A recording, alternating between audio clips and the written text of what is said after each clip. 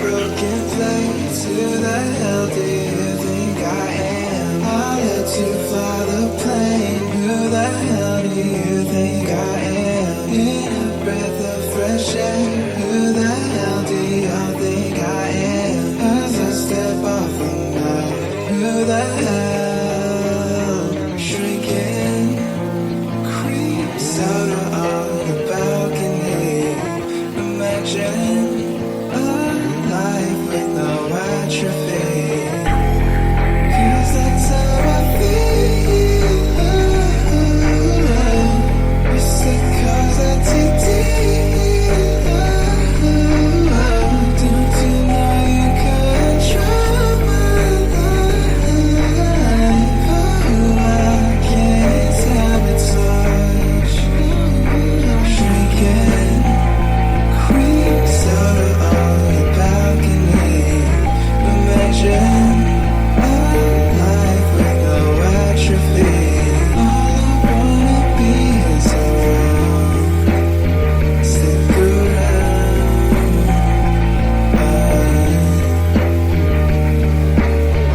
I've come to realize what I want is what I can't have. I know that all my life, all I want is what I can't have. Looking through pilot eyes, all I can't let out is a lie. I put your fingerprints on every glass. Shrinking, creeps out on the balcony. Imagine a life with no atrophy.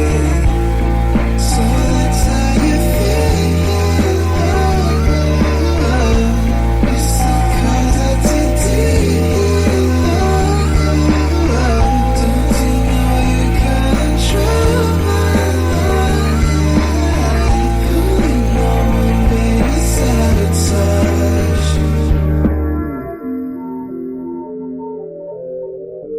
Multiple top 3 MVP finishes, a Game 7 in the World Series, Jose Ramirez, the man who has stayed in Cleveland, has been just on the brink of greatness for his entire career, often overshadowed by other great players from a personal accomplishment standpoint, and having run into one of the greatest playoff series of all time in the 2016 World Series, where they lost in 7 games and have never been back.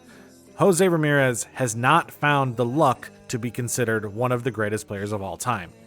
And so today, our goal is going to be to start off MLB 26 with a banger, trying to get Jose Ramirez the greatness he deserves for staying in Cleveland. This is the first time I've opened up MLB 26, so I'm going to say there's a lot of things that are going to be brand new for me, and I'm going to try to walk you through it with me. So we're doing base rosters, base settings, everything. We'll adjust throughout the season. There are a few features that I think are new that are really cool.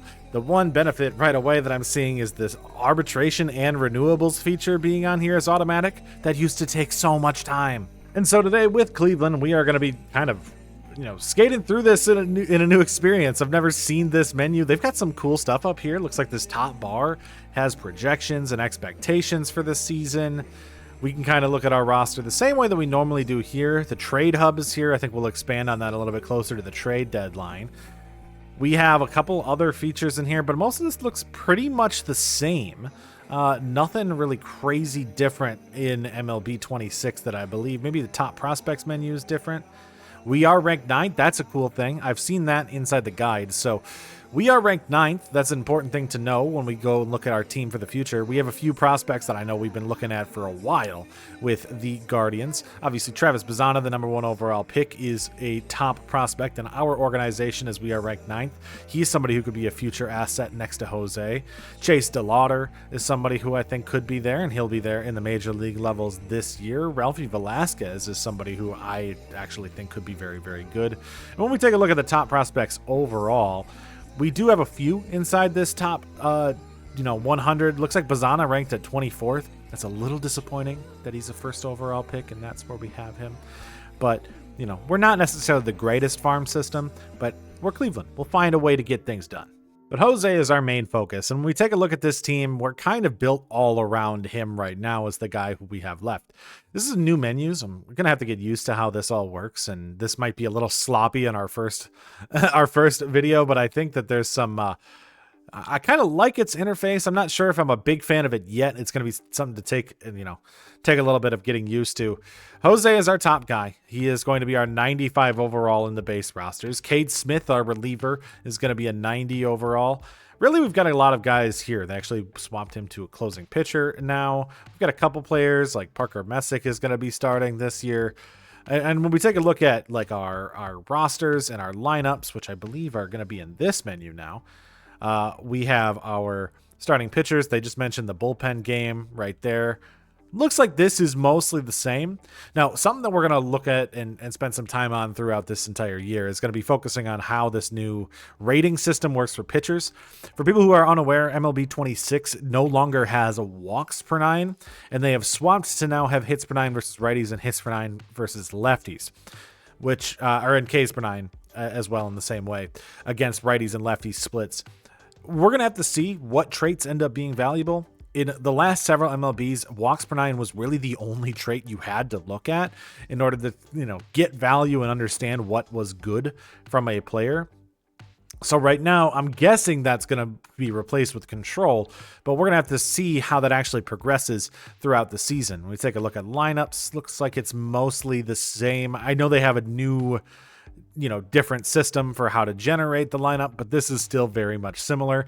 And position players like Steven Kwan here have pretty much the same stats. I know they have changed fielding ability a little bit within the reaction stats, and we'll have to see how that ends up translating in the simulation, if that ends up affecting Gold Gloves. We've had some rebuilds where in the past where I don't necessarily know what is considered good enough for a Gold Glove. Interestingly enough, though, in training, they don't have a difference between reaction and fielding in here, so I can't specifically adjust the individual reaction speeds. And I'll be curious to see how that ends up playing out within development of players. You can kind of see in here how they have different adjustments now for our pitchers in here, where this pitching coach section does say that control is basically playing that same role that walks per nine did last year. Now, outside of the trade hub, it looks like most of the other menus are very similar in MLB 26. So we're kind of going to roll with the same idea that we've done in the previous game as we move forward. I know I'm spending a lot of time here, and I'm hoping that later on in future videos, if you're watching this in July, you're like, I get it. But this is brand new. This is day one of this game coming out. So I think mostly everything is the same inside of the trade hub. We'll get into that a little bit later in the season. I don't know if we're going to be sellers or buyers. I don't know how this team is going to perform. I don't know how this team is going to sim. In real life, this team's probably around an 80-win team expectation, and the game does project them to win 75. Now, Cleveland generally outperforms expectations in the past. So let's see what we can do for the first couple weeks. I'll show some scouting, see if anything is different there, and then we'll move on forward. I have not watched any videos on this either. You are getting my raw first experience. As we look at this, I mean, a lot of the menus and everything seems about the same, so I'm not expecting this to be super different. So as we get to scouting, I mean, last year, what we did a lot of times to set things up was we would go start pitcher, international here. That looks mostly the same as I start, that I could just do pitcher here. Oh, I am noticing, though, just on a quick glance, this number right here, 10% scouting per week, it used to be 15. Now, that means that my methods of scouting probably won't actually work anymore. I'm interested to see if the prospects page looks a little bit different. We have pick 19 in this draft and 33, by the way. There's a lot more information, but essentially they look the same. I don't like that the color blue is gone. I loved the color blue. No more blues. That's sad. I really enjoyed that. I think the only thing that's a problem with that is it does make it visually far less appealing to read. I do like that the rank is on the bottom of these, but as I'm trying to think of like what types of players I want to have, I don't know if these guys are good. To get into the actual Cleveland side of things, we don't have a lot of very specific needs. This team needs a lot of growth everywhere. We do have prospects that we said at Bazana at second. You've got Velasquez at first. You've got DeLauder in the outfield. That could be somebody there. all of those players could have value. So we're just going to try to kind of go best available and not really focus on any positions if possible, and see where we can go from there. I'm still getting 90% scouting per week on older players. Now, this looks like a guy I normally wouldn't have scouted at all, but we're just going to kind of roll with it for now. So some of the colors are just going to get hard to get used to, because as I see this, like 84 to 94, that's normally something that I would say is really good. Visually, it doesn't look as appealing as it did in MLB 25. I'm not a big fan of that. This player looks really good. Rocco Coronado could be somebody of value, especially if we ever end up losing Steven Kwan in free agency. Now, I don't know if I'm going to look at pitchers and see any... Yeah, I mean, these guys are just not going to get me a lot of information. 18-year-old pitchers are going to take me 10 weeks to learn. So... I guess the benefit of that is we won't be able to fleece the CPU as much on finding stud pitchers late in the draft. Checking stats, I also think is going to be a little bit different this year too, because like going through, I'm going to scroll down and see numbers, which by the way, this is terrible from Jose to start at 220, but like I'm going to see numbers like this and say, okay, 327.4, and I'm expecting that same menu that we're used to, but it's so different because we're going to get the ratings like this and it goes down.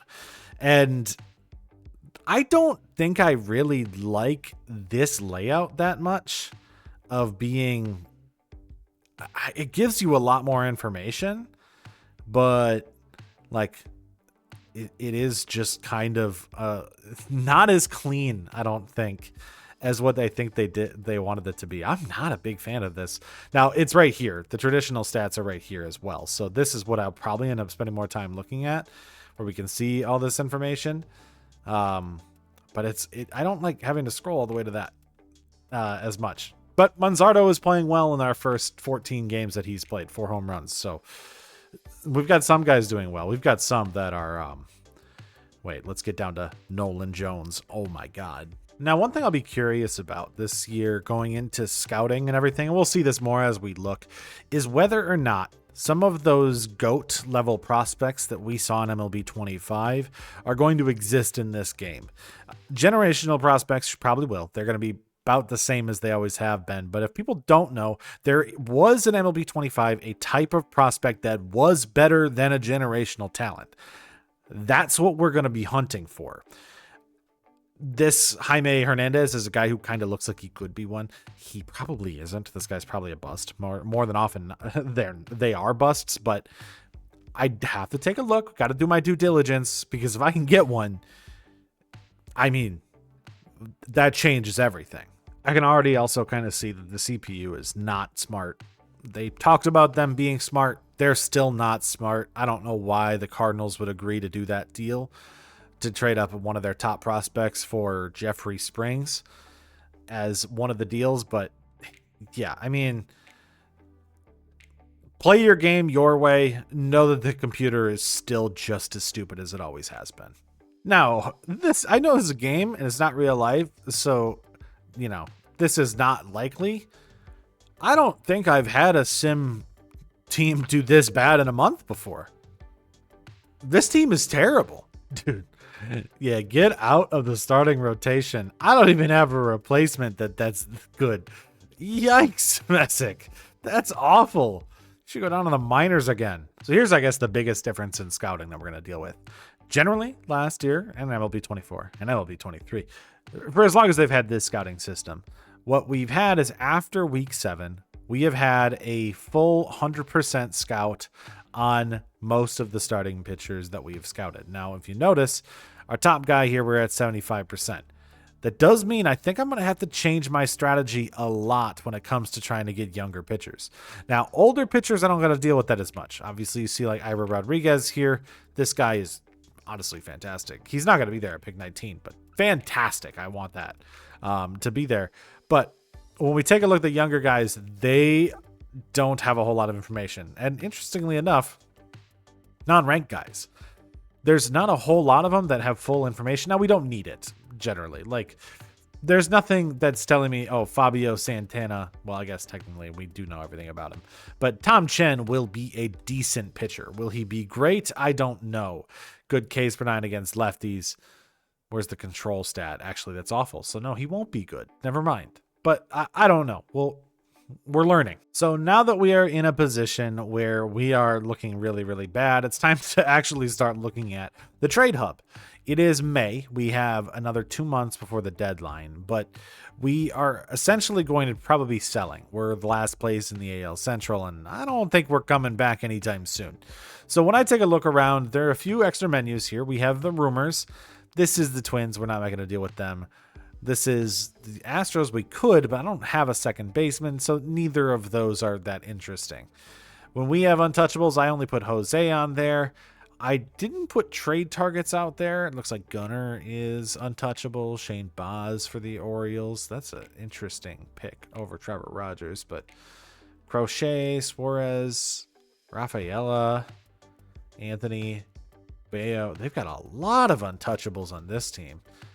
Okay, so we'll end up seeing a lot of, I think, guys that are untouchable. But they've got a lot of guys on trade blocks as well, like Drew Rasmussen if we really needed a pitcher. We're not in a buying market. Let's admit that too. So as we look around, we will start looking at deals. I am going to look for teams that might be able to make a deal with us, but yeah, we're not good. So right now, it doesn't look like there's a whole lot of information in regards to the trade market. All that we know is we are going to have to make some trades and sell some stuff. So I just started setting my boards a little bit, and we put some guys in the trade block. I don't want to trade Steven Kwan, but if there's anybody who has any large value for this team, it is him. Next year, he is a free agent. This year, he is not. Otherwise, a couple guys that I think are a little bit older that could be moved. I mean, we have Rhys Hoskins in AAA, and he's not even playing well down there, so I don't think I'm going to worry about bringing him up. And Austin Hedges, just older guys in the roster who are in their last years of their deal. David Fry is a little bit older. I don't really want to get rid of him, but we can. Jose is still going to be our only untouchable. And I don't know. I want prospects. Shortstop prospects or some high control, low whip pitchers like Bradford or Robleski. We'll see if anybody, makes offers on us for those guys. Because we have so many needs.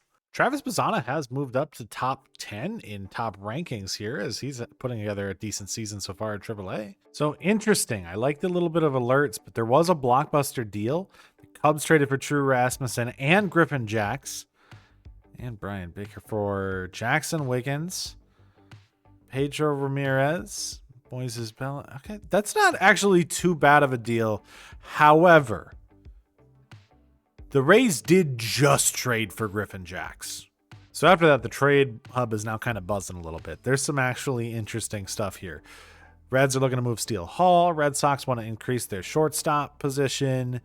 The Yankees are looking to fix their reliever. I might be able to help with that one because, relievers are old and we can get rid of them if we're not competing.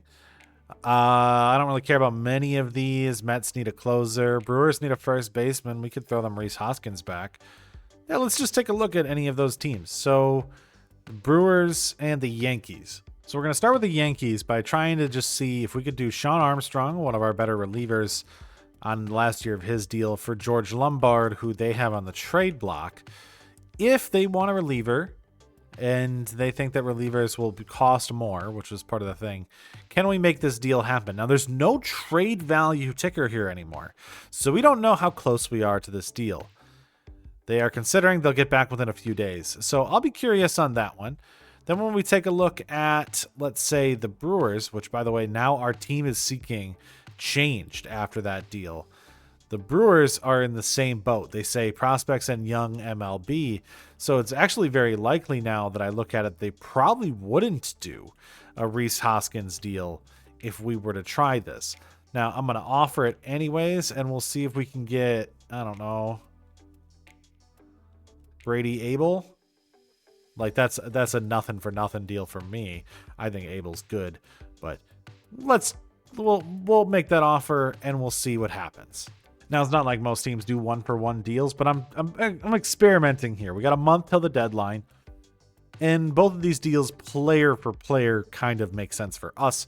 We're getting a younger prospect and getting rid of somebody who I don't really care about keeping, and hopefully providing value to each of those teams. So this is the type of alert you get. So they rejected it. They said Armstrong caught our eye, but the overall value made it an easy decline. And doesn't look like they offered us anything else. And So the Brewers said no on both sides. So that information gives us that the Yankees do like Sean Armstrong, but they don't want to give up Lombard for it. So what are we going to have to do in return? I like this. This is actually nice. This adds so much more challenge to actually doing good trades. Now, what's also kind of cool about this is with the delay is now I can kind of look around and say, hey, look, I could also see if the Mariners want to do this or the Rangers want to do this. I'm going to be curious when another team offers me a deal, but there are a lot of teams here that could possibly look for the same idea, and I could just kind of offer them all Sean Armstrong and say, hey, he's available. And that leads me to look at, hey, we could throw Armstrong with Keyboom for Lombard, see if that extra value gets him there. I called the Mariners and said maybe we can get Farmelo and Stevenson. I'd be okay with just Farmelo, but I don't want to lose out. And then the Rangers, and I was like, I could also give them Hoskins and see if I can get Cody Bradford as a trade up. And then I'm just seeing if that Hedges thing is even possible. Now, this is going to be interesting. So one of the deals got taken. Armstrong is no longer with the Guardians. Okay, so this deal is the one that got made. I'm actually okay with that. I get Cody Bradford. I do really want him. So that's awesome. They don't like this deal, though.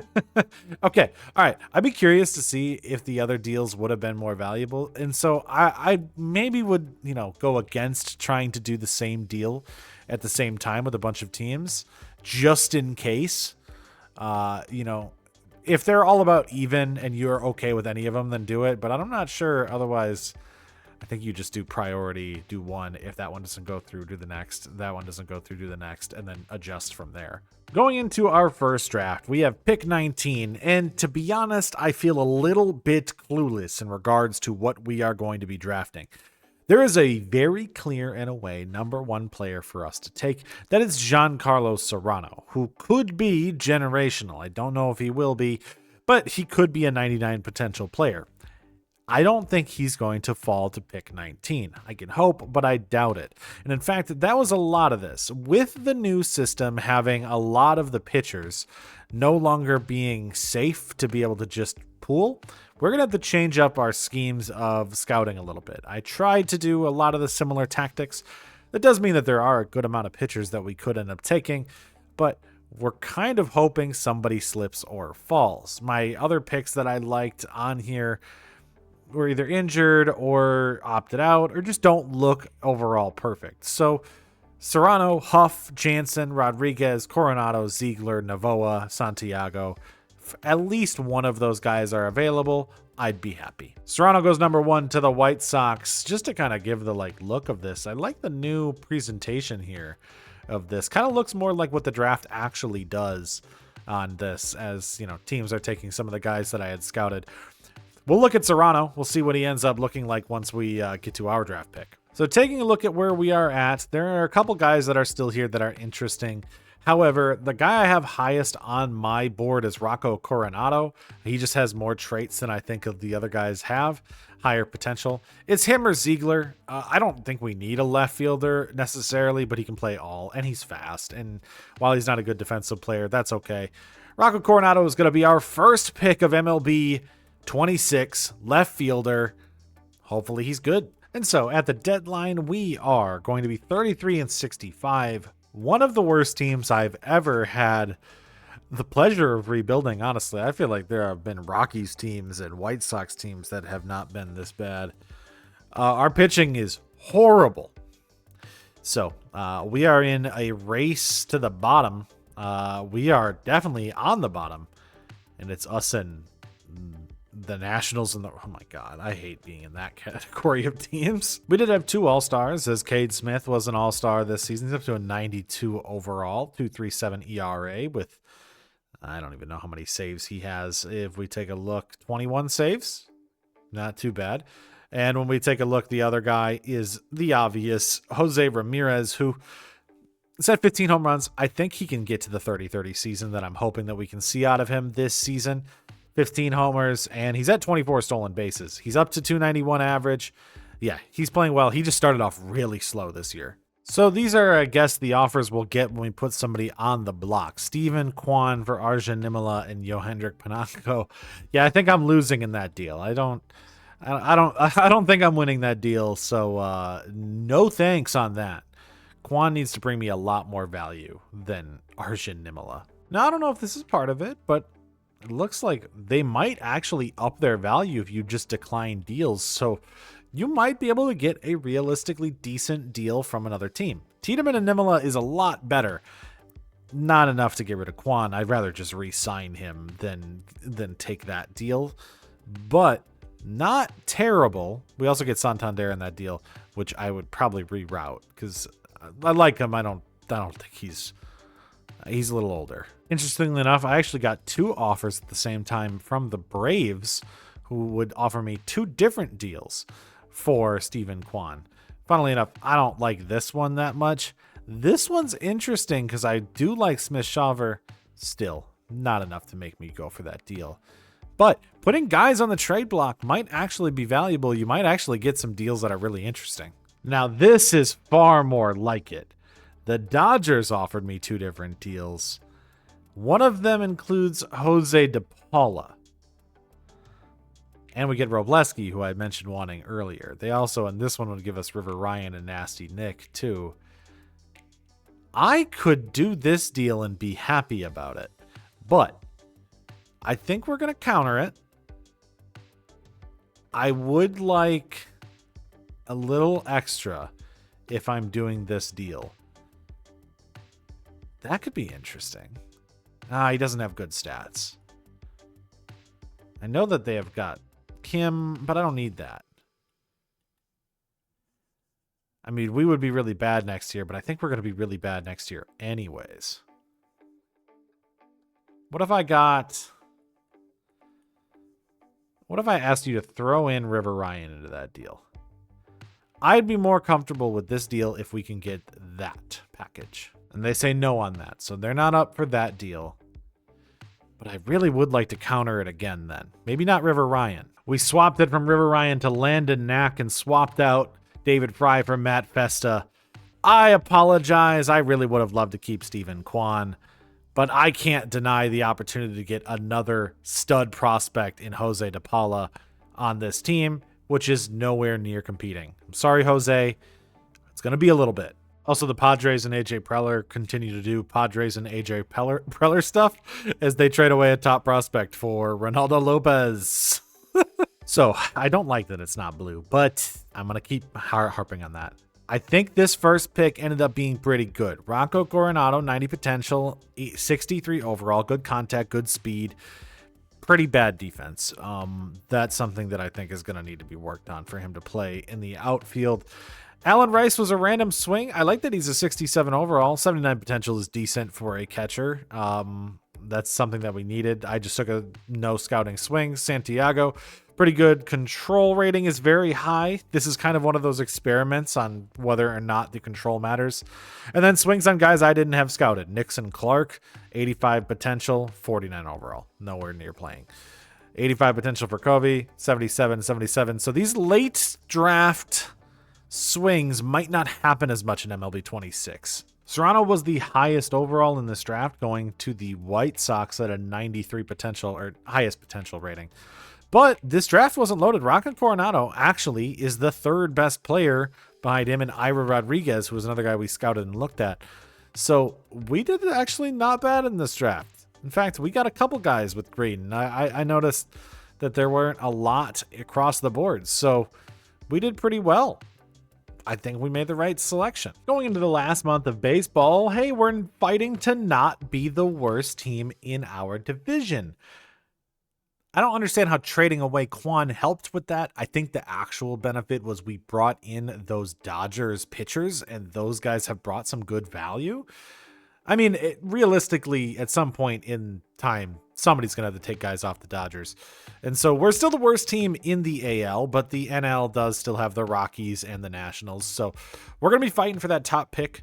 My main thing is, can Jose, who is coming off of 2 straight 30 seasons, can we get a 3rd straight? He's already at 36 doubles. He's already at 25 home runs. He's at 33 stolen bases. If we can get 5 more home runs from Jose, that is another 30-30-30 season from him, which would be awesome in like reaching some huge benchmarks. This year, he just hit the 300-300 club.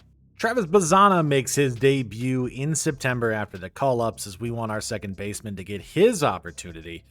Coming in to play against Max Scherzer and the Toronto Blue Jays in his first ever game.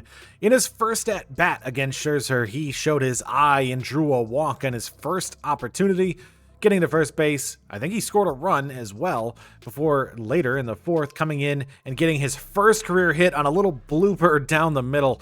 That ground ball getting out to the outfield off of Brendan Little and scoring an RBI as well in his first hit. That's a good start. I mean, we're looking at a guy who we're hoping has good contact stats, but he wasn't just going to do that.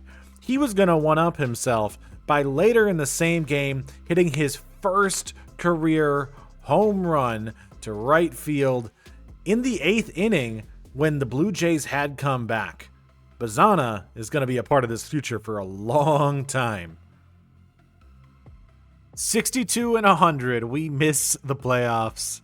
Not making it to the postseason in year one. The MVP this year goes to Aaron Judge in the AL, another one, as he hits 325 with 48 home runs and 116 RBIs this year, beating out Vladdy and former Guardian Josh Naylor. Cy Young goes to Skubal, who gets a 2.49 ERA and 274 strikeouts for our rival, the Detroit Tigers. Just taking a look through all the stats just so that you can see kind of how things go in our first sim. Ryan O'Hearn got traded to Seattle. I did notice there's a lot of trades, and I put my sliders down like I normally do in 25 down to really, really low, and still a lot of trades. O'Hearn gets the batting title with Seattle. Reliever of the year goes to Chapman. And I want to see how regression, 88. Okay. So last year regression was really, really bad.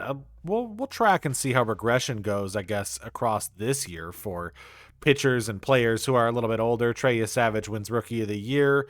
Hey, DeLauder was third in that race. I mean, not bad. Not bad. I mean, he was never going to beat Trey Savage, but that's okay.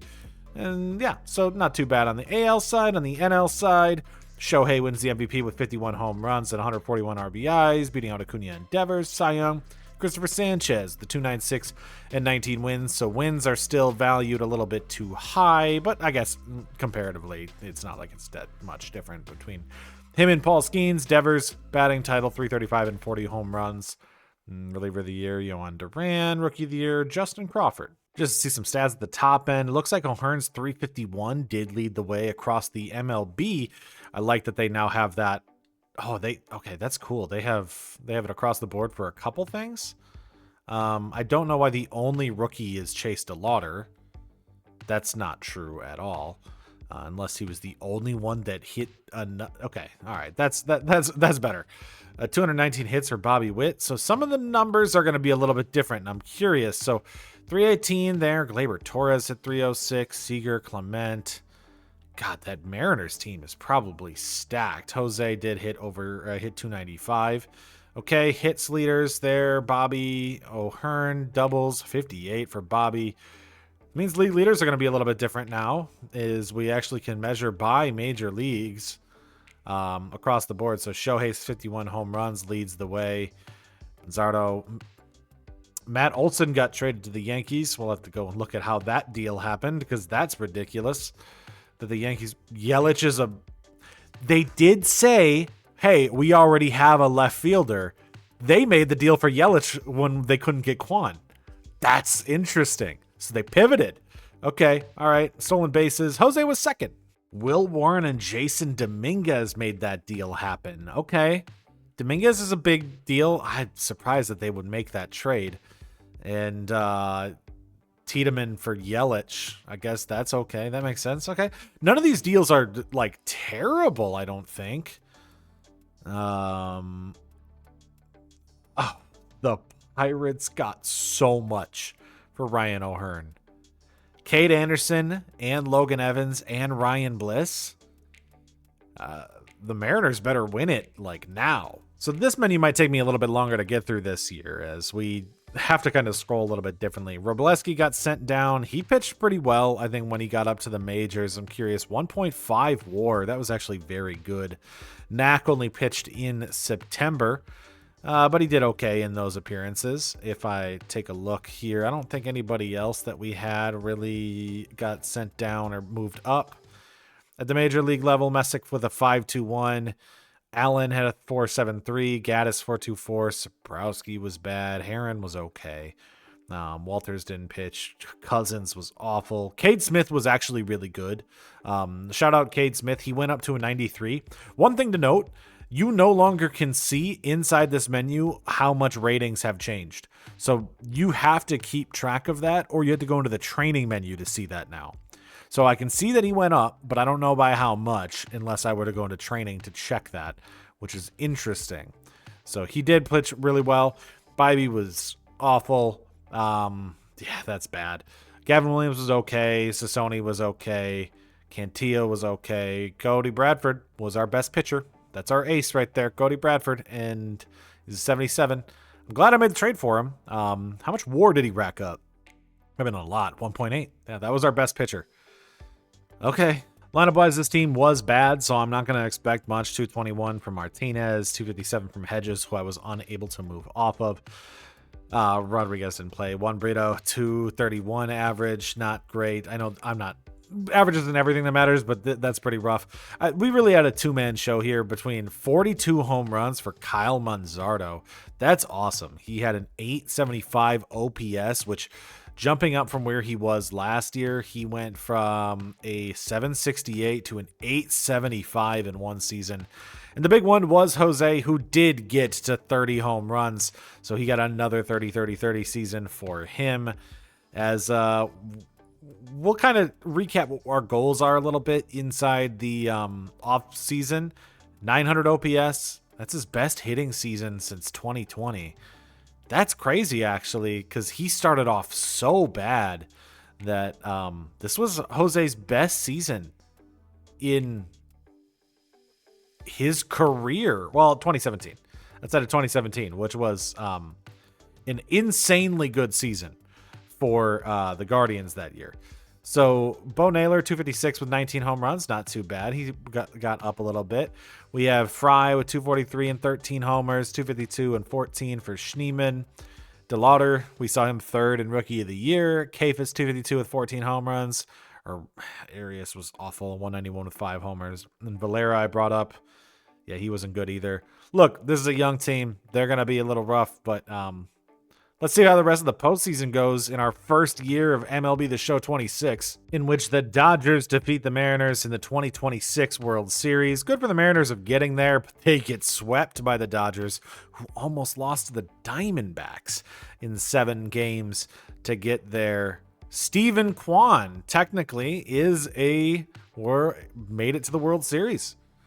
World Series champion. Good for Steven Kwan. Will Smith wins the World Series MVP. Julio Rodriguez was the ALCS MVP. Shohei Ohtani was the NLCS MVP. As you know, Dodgers win 3 in a row. Yay, three-peat. Woohoo. Now that we have 1 year of MLB The Show 26 under our belts, we are going to actually focus on the Guardians and the actual rebuild and our goals and expectations now as we get to the offseason. So this team clearly is not good. And as we look at our future and what we're trying to do, we have to win pretty soon. I can't wait forever. What we want to do is we want to get Jose Ramirez into the Hall of Fame. And to do so, we're going to need to rack up some stats. And he did so in year 1. We want to get him into the 400-400 club, so it's not just guys with the last name Bonds in it. And we also want to see him get a World Series title. To do that, we need to be able to build a good squad soon. However, I am putting a caveat on what I want this rebuild to be. What I don't want to have happen is I don't want to go into free agency here, which I'm getting the tutorial because I haven't even opened it yet. And I don't want to go in and sign a MVP inside like this team. Now, we could do that with offensive player or with pitchers, but I don't want to sign an MVP and take away from what this team was. And that's a big part of this. If this team is built around Jose, he needs to remain the best player. So offensively, we're going to try to build basically a supporting cast. And I think we've done so by just starting young. Pitching can be a little bit different, but we're also Cleveland, and I can't afford to pay Skubal $44 million a year, or Peralta $40 million a year, or even Woodruff $40 million a year. So we are going to play a lot of small deals around the edges as we try to build this team up. I think we did a great job so far at acquiring and trading assets in order to get a decent future pitching staff. And the offense has a lot of young players. I'm excited about Manzardo. I'm excited about Bazana. Obviously, we have Jose. Shortstop is a position I still think is a really big need, and that could be a free agent acquisition if there was one that I think was worth getting. And I don't know if there is. There's also outfield, which we have a couple guys, but I don't know if any of them are necessarily that great. So we are going to be kind of in this in between. We can't create and build a great squad, but we have to build a decent squad. And so far from regression, I've seen some that are bad. Springer's down to 79. I don't know what he was in the base roster, but that's pretty bad. I was hoping after seeing Chapman that you wouldn't see massive regression across the board from players, but we might. And I guess we'd have to see from some other positions of older age how that all looks. Goldschmidt's down to a 67, but I don't think he was that high. So with that in mind, let's go into this offseason. We are going to try to get hopefully a high pick and just build a core of decent role players. I really had to fill out this bullpen. I actually really like the new free agent menu. This is a lot more of a good visual. The Yankees get Chisholm back, and Skubal goes to the Giants out of the division. And the Orioles snag Freddie Peralta from the Mets. And we snag Randy Arozarena from the Mariners. It's a little much on money, I think. But I don't know if I liked DeLauder and Valera. I'm okay with one. I don't know about both. So this is with the trade slider extremely low. The Phillies traded for Mike Trout. I'm going to have to go lower than the lowest. I'm shocked to see that. We do slide in the draft lottery down to 6, which sucks, but it is what it is. Still a much better pick than last year, and we did well in the draft. We also extended Travis Bazana this offseason on an 8-year, $88 million deal. I hope that ends up being beneficial as a long-term to avoid that first couple of years of free agency. Going into year 2 or 2027, we are going to be looking at a much better team, a much different team. As you can already see, us projected at 77 wins. Big improvement over the 62 from last year. It's because we made a lot of changes. The pitching staff was the first one where we went really big into. Our pitching was awful last year. So Cutter Crawford was a free agent at the end of free agency. I brought him in. Zach Eflin was a free agent at the end of free agency. We brought him in. The only guy that we really spent big money on in the free agency period was Michael Soroka and Brusdar Graterol, both who had amazing seasons last year, as 229 from Graterol and Soroka had a 277. I wanted to see both of those guys on this team. Now, that does mean that we are having some guys play down now. Cantillo is going to go play down in AAA this year. Sassoni's going to play at AAA. Knack is going to play at AAA. Espino, Messick, and Logan Allen. So much pitching talent. But the benefit to this is if any of these guys at the major league level are bad, let's say it's Eflin or Cutter Crawford or whatever, I can just trade them. We can just trade them. We now have assets to move. And same thing goes in the lineup. As we brought in Randy Arozarena to play left field, we also brought in a couple other players. I brought in Gavin Lux. I was trying to get Nico Horner to sign with me, but we ran out of money at the last minute, so we settled for Gavin Lux as well as Luis Arias to be that kind of replacement for the shortstop position. Actually, I don't think he can play shortstop, so we'll swap that right there because Bazana can. As we have those two coming in, as well as the Juan Yepez signing in the Rule 5 to help benefit our pitching staff. I'm excited about that. I think that this team will be much better this year as we give Bazana a full year as he tries to get Rookie of the Year here in 2027.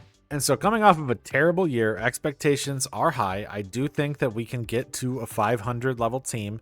We have a decent draft pick and we have a lot of assets to trade. Young players that I think we can develop around too. let's try to get Jose back into the playoffs. I don't want to jinx it, but talk about the turnaround. Look how much better this team is. That's the path. It was a down year. Look, we're going to parlay that terrible season into a top prospect as well as another top prospect when we end up doing this draft. That $11 million a year deal for Bazana might actually pay off. This dude is playing really, really well a couple months into the season. I guess we're 2 months already in. 316 with 6 home runs and 26 RBIs while playing decent defense. I'm not expecting him to be great, but he's playing like it. 52 games. I mean, that's pretty productive. 841 OPS. Last year he had an 893 in his little stint.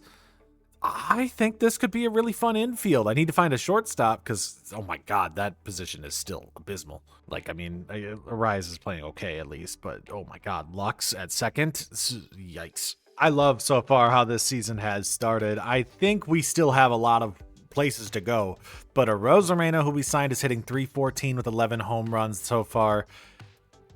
Jose has got 17 home runs. He's already got, I thought I saw, because I just glanced at it, 21 stolen bases already. He's in 318. He's got 1,000 OPS. He's leading the league in WAR right now. Amazing. Mansardo a little bit down year, but Naylor's hitting 263. DeLauder is awful. Kafis is okay, but Bazana's hitting 325. I should actually do this. And then Lux is bad and Arias is okay. Actually, I'm curious. Arias is playing DH, so is he actually providing any value? He's some. The amount of blockbuster trades, I think it's actually probably more accurate to what real life is. But the Rangers give up Corey Seager to the Cubs for Felipe Blanco, Jefferson Rojas, and Willard Hale. I think the Cubs just came away golden in that deal, just like the last one. As we take a look at this draft, we have pick 6, and I'm going to say this as I took a look through it. There were so many talented players. I obviously didn't get to scout all of them, which means there is plenty that I didn't get to touch that could also still be very, very good. Estevan Franco was my top guy. I think this guy is going to be a 90-plus potential, but he's so far away that I'm not sure. His overall is a little bit lower. And if we talk about positional value, maybe Paul Colon is the guy that we would end up taking. But there's so many good players here. I think in the first round, there were 8 center fielders with 99 possible potential that were 18 years old. That's so many. And that's not even hitting that. I think that there is a great chance that there is a player named Marcelo Valenzuela, who is a first baseman, who I didn't even see until right now, or Marco Valenzuela, who could be generational based on some of his traits. I don't know. Essentially, if the game is exactly the way it was last year, this is probably a generational player. I'm not drafting him, but if he's generational, just use all of your MLB 25 guides to find generational talents. So as we get to it, Paul Colon did go before me. He was second on my board. Now, that does leave me with Chris Salazar, who I think would be a great pick, who I should probably take now, or Estevan Franco, or I could go with more positional value and go with a Fernando Munoz or a Ryan Trainer. I think, knowing how many pitchers we have, I think I'm only going to take one of those 2 pitchers. So I think what we'll do is we are going to take Fernando Munoz and then hope that either Franco or Salazar are available in the second. And that should, I think, if we get both 2 of those guys, that's a great draft. At the All-Star break, we are tied with the Tigers at the top of our division, and they've been on a losing streak here. So it's going to be a tough fight, I think, to the end with Detroit. They don't have Skubal anymore, but their pitching staff is still much better than ours, but our lineup is much better than theirs. So we'll see how that goes for the rest of the season. But overall, we're having just a good season. Cade Smith is an all-star right now, despite not even being that great right now, 3.35 ERA. But the big ones, Jose is an all-star, 23 stolen bases, 22 home runs, hitting 291. And we have Randy Arozarena hitting 310. He's an all-star as well. We made a big deal. I traded away Zach Eflin as well as Cooper Ingle, our catcher to get Xavier Edwards. I really need that shortstop position so fixed right now. And that's the move. I think Eflin kind of sucks to lose, but we've got so many guys playing really well in AAA right now. Also, we got Andres Gimenez back too. So I got 2 middle infielders back. I'm gonna have to sell one of them. I think we might go buy somebody big. Well, we tried at the deadline. I really wanted to get rid of Gavin Lux. We'll do that in the offseason if we have to. No on the Cole Reagans in his last year. No on Mackenzie Gore in his last year of his deal. And then I tried to go to the Braves and be like, can I get Salas? I need a backup catcher now. No. Yeah, they were almost all gone after that first pick. And it doesn't look like Fernando Munoz made a lot of sense as a draft pick. Now, take note, Dukes was a random swing because I thought that he might be good. And Vigil was actually hurt, so should have been 87 potential. Not like it means much, I guess, really in the long run. We hit on the later picks, but yeah, a little disappointing draft, especially when we look at the other guys we had on our draft board. Ryan Trainer, 89 potential. Chris Salazar, 95 potential. Estevan Franco, 91 potential. But important to note, Marco Valenzuela was not a generational talent, so okay. And that does mean that some of the tips for finding guys with generational talents don't actually work. Good thing we didn't take him. Now, our lineup looks a lot different now that we've made those changes, and the big piece being that now I've got Xavier Edwards playing second, we have Gimenez playing short, and Bazana moved out to center field because DeLauder was so bad. It's funny because we have good bench bats now, too, so we could be a decent playoff team, and I think we've made the right decisions of filling out this team. And also, I think contract-wise, we're not hurting too bad. $15 million per year is a little rough on Gimenez. And Xavier Edwards, I can't remember how much team control. We still got 3 years of team control left on him. I think that's a really good middle infield, especially as I still struggle to find a shortstop. So it's a fight, at least for us, as we go into the last month of the season. Our offense is so much better than Detroit's, but we are 1 game up on the Tigers. Now, the wild card race is rough here. The West is so good, and the East is so good that the Tigers technically aren't in the wild card. I think we have to win this division in order to get it. Now, that's possible. That's what we do. But yeah, it is. When I saw the Rangers selling and Mackenzie Gore, I was like, what? They're selling? Yeah, I didn't realize how good this division is right now. 89-73, we win the division and are going to be taking on the A's in the divisional series. We get a Rookie of the Year for Travis Bazana this year. MVP goes to the big dumper, 297, 45 home runs, 119 RBIs. Judge in second, Naylor. Why is Jose not up here? Now, that's a great season from Josh Naylor. I need to kind of look at it. I don't care about the other ones. I just want to see. So Josh Naylor, 27 doubles, 37 home runs, 20 stolen bases, 889 OPS. Okay, all right. 98 field, 4.5 WAR. If Jose will come back, I'm going to say there is no way Jose had less than 4.5 WAR. What? Okay, anyways. Hunter Brown, Cy Young in the AL for the Astros. On the NL side, Michael Busch was the MVP. 275 with 51 home runs, 127 RBIs. Logan Webb, Cy Young over his teammate Scooble. Giants must be pretty good. And if we look, Bazana does get it 285, 14 home runs, 57 RBIs over Nelson Rada of the Angels and Ray Veach. I got to look at league leaders and Jose. We do have the MLB's league leader in stolen bases, Xavier Edwards. As we take a look across the MLB, I can see Naylor did have a higher batting average than Jose. Is that going to be all it needs? 8.5 and Jose is not. That's a joke. That's a joke. That's a joke. Home run leader, Michael Busch. RBI leader, stolen base leader was Terang. How did Xavier Edwards lead if Terang had more? Oh, that might be because he played on both. Jose had 39. Jose's getting robbed. So we didn't pitch everybody this season. Logan Allen spent most of his time in AAA because he came up in the last month and wasn't even good. 498. Landon Knack, exactly the same as both of them came up. Anybody else? that we had to worry about? No, nobody else there. So our major league pitching staff, which wasn't the greatest. 442 from Robleski wasn't terrible. Gaddis 339. Sabrowski 635. I tried to trade that guy so many times. I couldn't get rid of him. Tim Herron 247 with a 132 whip. Soroka, not really a great signing. They have Messick up here. Gratterall, that was a decent signing, 397 with a 129 whip. And Cade Smith had a great year, 44 saves, 1 hold. Only blown saves, 7. 3 ERA, very good for him. He's going to stay as our closer. Bybee 412 with a 131 whip and 142 Ks. Gavin Williams 413, meh. Bradford 412. Crawford 4-3. And Cantillo was very good. Yeah, our pitching staff is a little.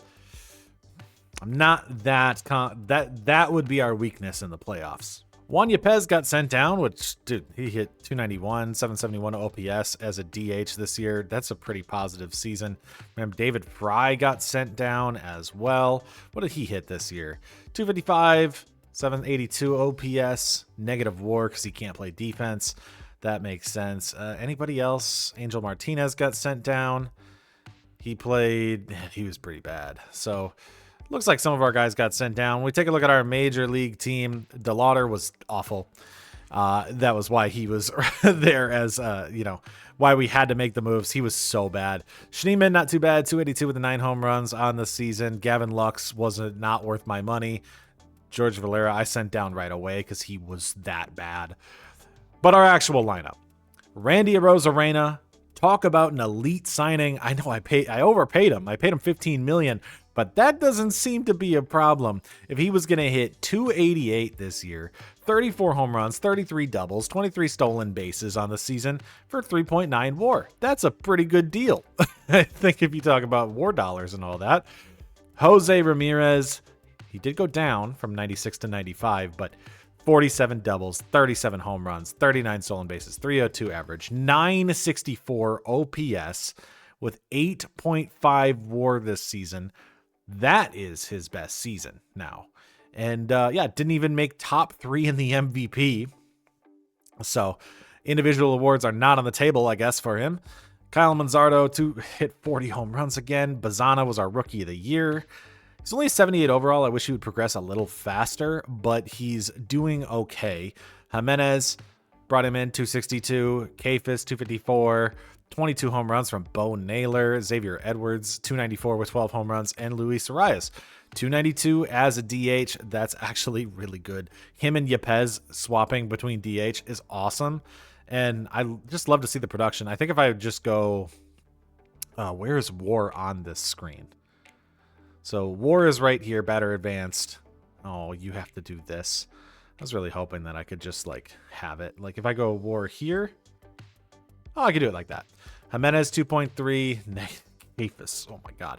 Our outfield needs work, but we have Jose DePaula and we have our rookie that we drafted, not that Coronado already.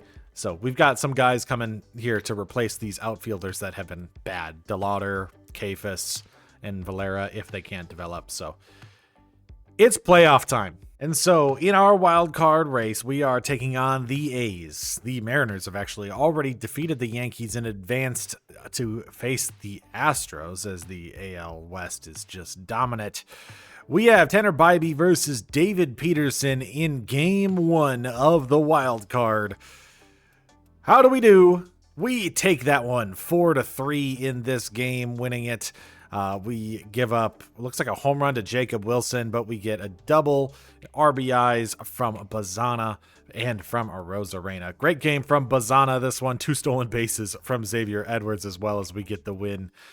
Thanks to just a good bullpen game, it looks like. Game 2, Gavin Williams versus Luis Severino here in Cleveland. Can we advance to the next round? The ALDS to take on Seattle. We cannot. We lose that one 3-5. That's going to put Cody Bradford. Sabrowski got the loss. Cody Bradford on the mound versus Jacob Lopez in game 3 to advance to the ALDS. Can he do it? We cannot. We're eliminated by the A's. Good for them. Cody Bradford didn't even make it out of the first inning. He just got torched in game 3. That's a rough one for a guy I really wanted to invest a lot into. what a great, I guess, first inning for the A's. Yeah. All right. Next year, we've got a World Series capable team. We just need more development, especially from the outfield and really our pitching staff. The Chicago Cubs defeat the Mariners in the 2027 World Series as they lose back-to-back World Series. Alex Bregman is World Series MVP of the Cubs.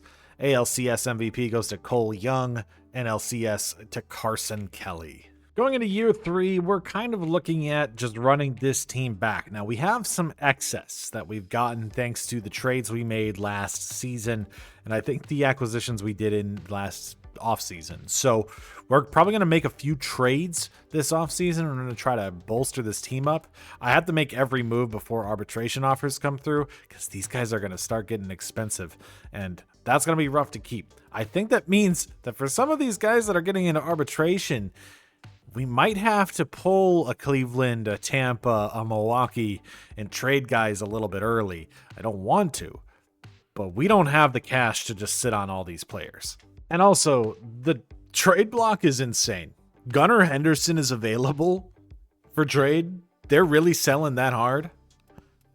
Like I said, I'm not allowing myself to do it because I can't trade for an MVP candidate, but wow. We do make one big trade. I'm going to go get Nick Pivetta to be a starter next year. It's a 1-year deal. He's on the last year of his deal, but it allows me to cut off the contracts of Daniel Schneemann, of Martinez, Sobrowski, and Cutter Crawford. Basically, we save money and we get a better pitcher. The A's just offered me this for Chris Salazar. I really don't want to give up Joey Cantillo, but I feel like just to get a top prospect, I'll do this. This is such a junky trade. Why would they do this trade? I guess because they really want Joey Cantillo and Gabriel Arias.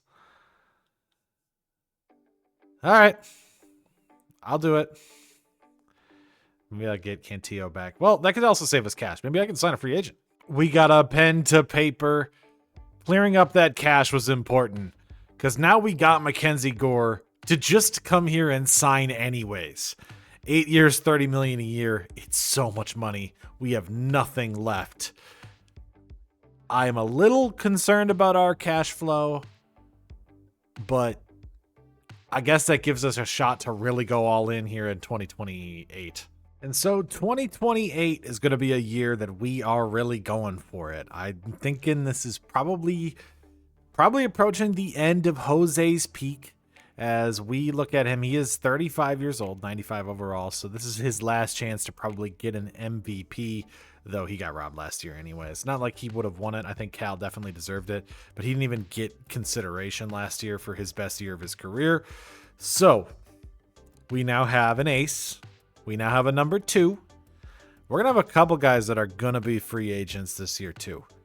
Randy was amazing last year. He is in the last year of his deal. Pivetta is in the last year of his deal. We took a look. Cade Smith is so good, but he's got 2 years left here.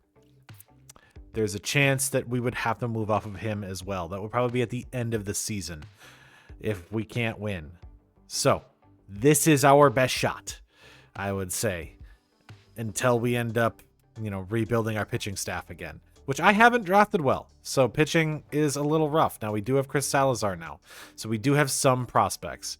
I think the big interesting ones are obviously DePaula and Coronado, who I think will be awesome in the outfield once they get up here, which could be next season. So next season, that's Rosarena's not coming back, all of that, because we're just going to move to these 2 guys. But look, window is shortening. We got to make the run now. He's fallen below the Mendoza line. What happened? What happened, Jose? This season has been a season from hell so far. We're just so bad. Like, to an extent that I can't really quantify how poorly we performed. I thought this was 100% going to be the year that we would put this together. But hey, not everything is a linear progression.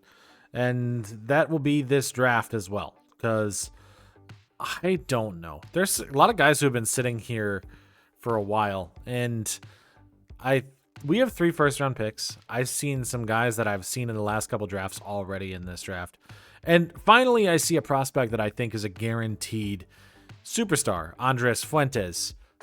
But he's going like first. So I don't know what we're going to do with our late picks. Maybe we're going to draft closers and try to replace Cade Smith in the offseason and just look at what we can do. Lonnie Vento is decent. We could just go with pitching and just try to bring in talent. We could take big swings at a guy like Mark Monreal, but I don't know. It kind of made it easy for me as I take a look at prospects. There's really only one option here. And it's just to go pitching. And we're just going to go David Cato, who is here. He's the top guy on our board. We have him ranked 4th on our board. He dropped all the way to 23. We're just going to take him. Hope he ends up being good. There's a couple other guys still on our board that we could take as well that will maybe be available in the compensatory rounds, which we have 2 picks for being a small market, as well as winning Rookie of the Year last year with Travis Pizzana. To quantify, we're 47-50, and that's a good look because our last, I think, 20 games have been way better. At one point, we were 10 games below 500, and I was like at a loss for words for how this team had gotten that bad.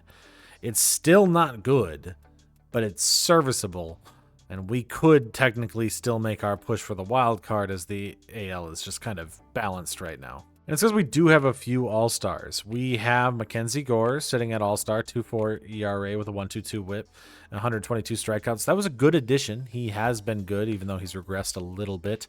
Cade Smith has been phenomenal. If I didn't believe that we could still contend or like this team wasn't good around him, I would totally trade him right now at the peak of his powers. But I think I'm just going to wait to the end of the season. We also did somehow get Jose Ramirez to be an all-star hitting 227, but he's got 18 home runs. He's got 25 stolen bases, so he can still get his 30-30 season. That average has just got to go up. He's regressing so much earlier than I thought he would, but I guess he is 35, or is he 36 now? No, he's still 35. And then Andres Jimenez is an all-star, so take that, logic. Okay, I'm not an MLB 25 merchant. I actually can draft well when I just focus on getting best player available and stop focusing on positional value. I do think David Cato was actually probably the best player here, though it looks like by a lot of these, they actually think that these other guys were better. But 88 potential from David Cato, 64 overall. He's got decent stats across the board with the hits per 9 and the control. Good stuff. Steven Santana, though. Yeah, this makes Cade Smith dispensable. So if we have to get rid of him this offseason, we have a guy who I think can do the job. Pete Holly, not bad. 81 from Tommy Senzel, didn't really know him. 43 overall, that's a bad pick. But 86 or 96 potential from Josh Lance, who we got late. That's awesome. Alex Cisneros, 88. 86 from Jason Carter. Yeah, that's more like it. Multiple 90 pluses. I really wish the color was blue, but yeah, I'm saying that too much at this point. And Andres Fuentes, who I thought was, a superstar stud, guaranteed #1 pick. 75 overall, obviously very, very good. Only 92 potential though. So yes, this guy's going to be great, but I don't got to worry too much about like missing out on something huge. Player I really got to give some credit to this season is CJ Kayfus, man. 321 average so far. He's got a 912 OPS. We were just talking about how poor he played last year, which, I mean, defensively, he's not a good player. But he just had a couple bad seasons and now all of a sudden is extremely valuable. 2.3 WAR. I mean, he's still a career less than 1 because the last 2 seasons were bad. But if he can continue to play like this is awesome. Actually, we're seeing good performances from a couple guys that I wouldn't expect as much. And Jose is now up to 250, and we still have over a month to play. With 1 month left to play, we have caught up to the Royals. We are a half game behind them. The big benefit is our division is awful. The White Sox, Tigers, and Twins are all bad, so we don't have to worry about them too much. It's just us and the Royals, and if we've got a bunch of games against the White Sox, Tigers, and Twins left on our schedule, then we're going to be in a position where we can get a bunch of easy wins, really. If you notice, that's a big difference there. Also, we are terrible on the road, apparently. But in the wild card race, we are leading that. The wild card race is not that tight this year. So we should, I know we're not clinched, but we should be able to be fine and make the playoffs. even with that awful start we had. 92-70. We turned this season around from originally being 10 games below 500 to finishing at the top of the AL Central with a rematch against the A's. Cade Smith gets Delivery Man of the Year. That's going to be a great asset to trade. And we also get the Cy Young for Mackenzie Gore as well. MVP goes to Nick Kurtz, who hits 296 with 51 home runs, and Brent Rooker. Okay, this is the team we have to play first. All right.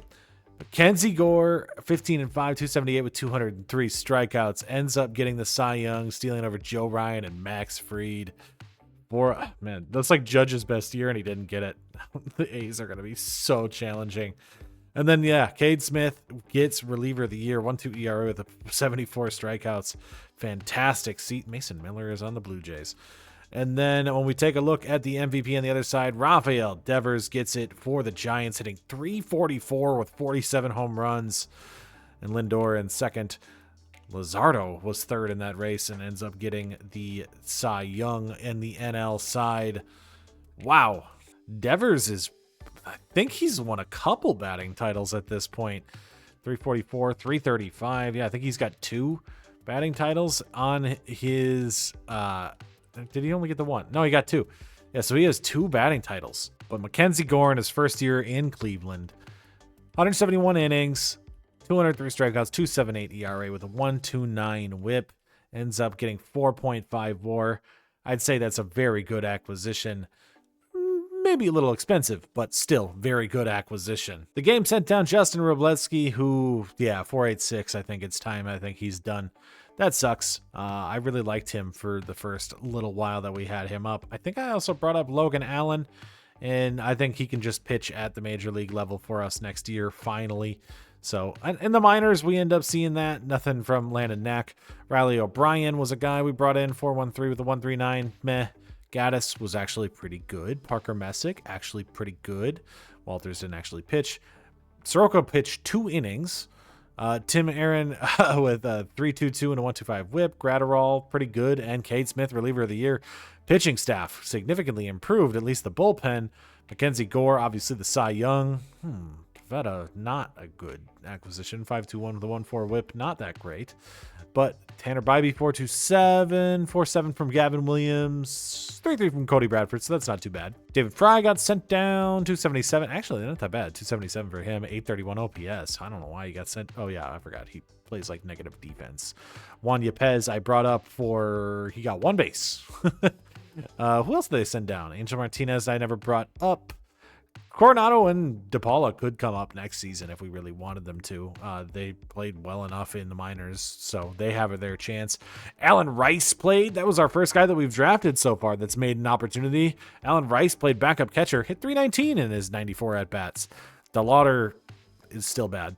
Gavin Lux, 267. Not too bad off the bench. George Valera, bad off the bench. Randy Arozarena down to 263 with 23 home runs and 83 RBIs.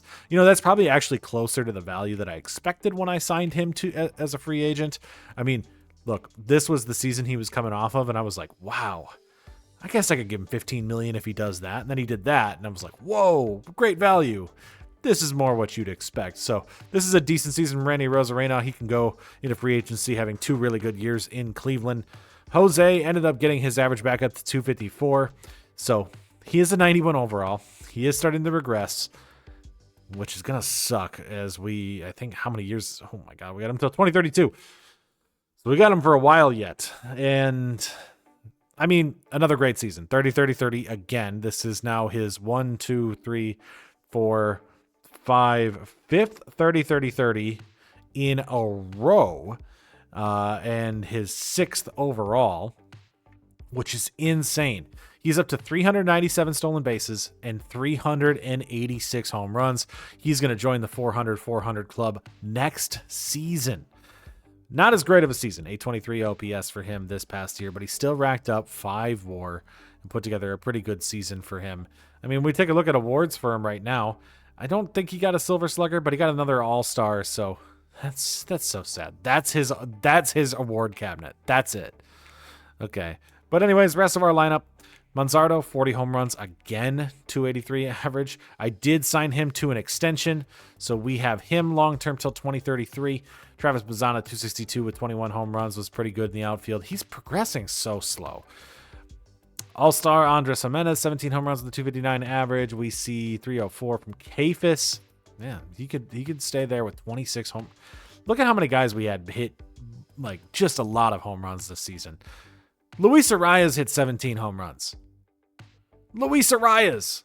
And so with an opportunity to get a revenge against the Oakland A's or Sacramento or Vegas at this point and come back with essentially the team that we had last year, but with what we wanted last year. Last year at the deadline, we tried to get Mackenzie Gore. Texas wasn't having it. We got him in free agency anyways. So the A's are going to have to go against us. Cy Young Mackenzie Gore versus MVP Nick Kurtz. So they've got Ryan Nelson on the mound. Does end in a victory as Cade Smith gets the win. Meaning he actually blew that game for us to get that win. But we won game 1 last year, and then we lost 2 in a row. Cody Bradford blew that last game. Can he get his revenge now against Casey Mize in this one in game 2? Show that you're a good playoff performer, Cody. I know you are. All right. Down to what was the game 1 matchup last year. Bybee versus Peterson. To advance to the ALDS, we are eliminated by the A's. And the Dodgers are back on top, defeating the Blue Jays in the 2028 World Series.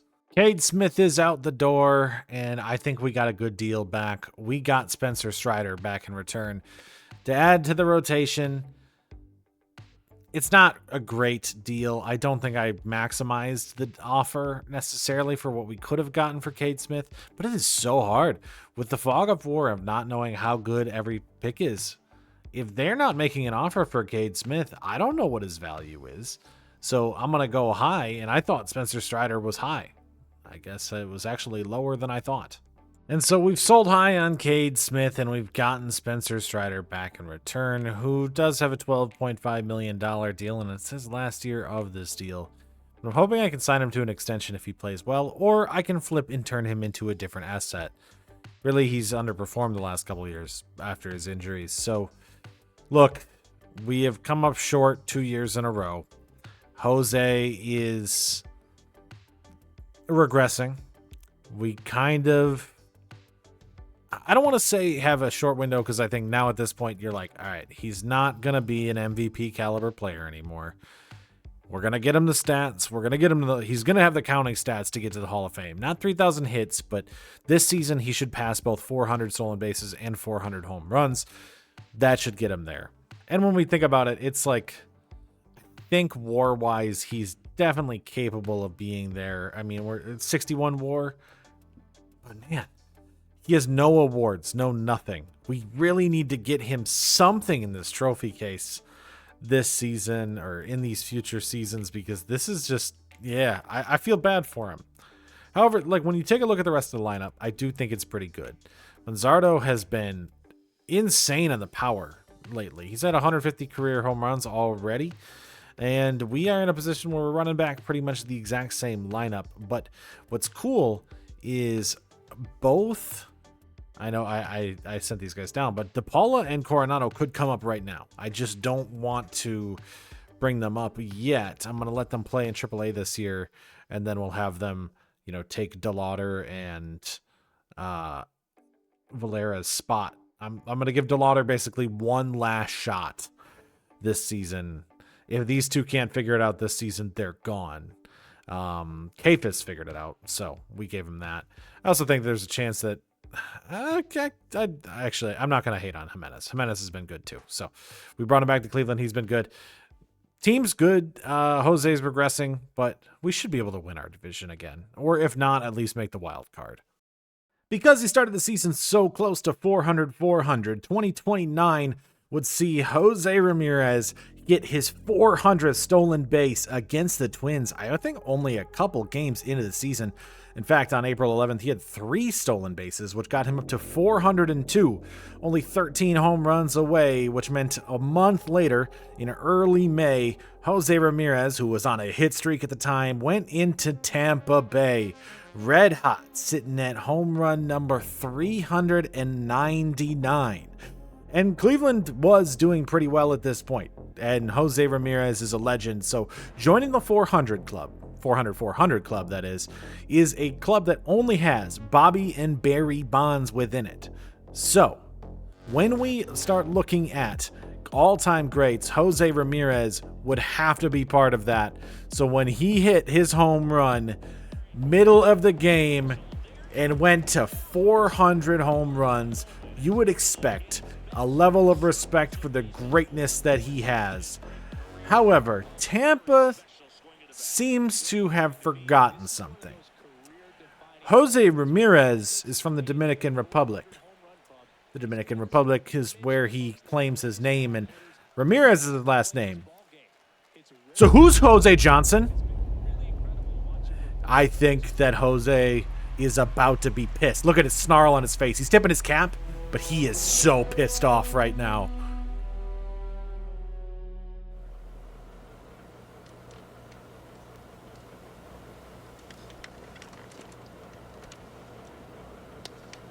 Well, then I guess there's only one thing left to do. What's that? Win the whole fucking thing.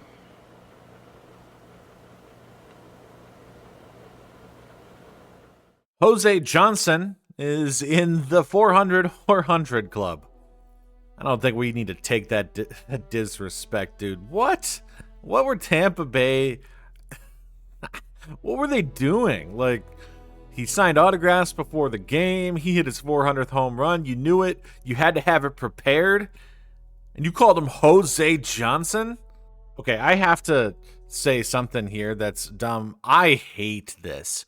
I don't understand why this would happen. For reference, Jonathan Aranda is leading the MVP race, and he just got traded to the Yankees.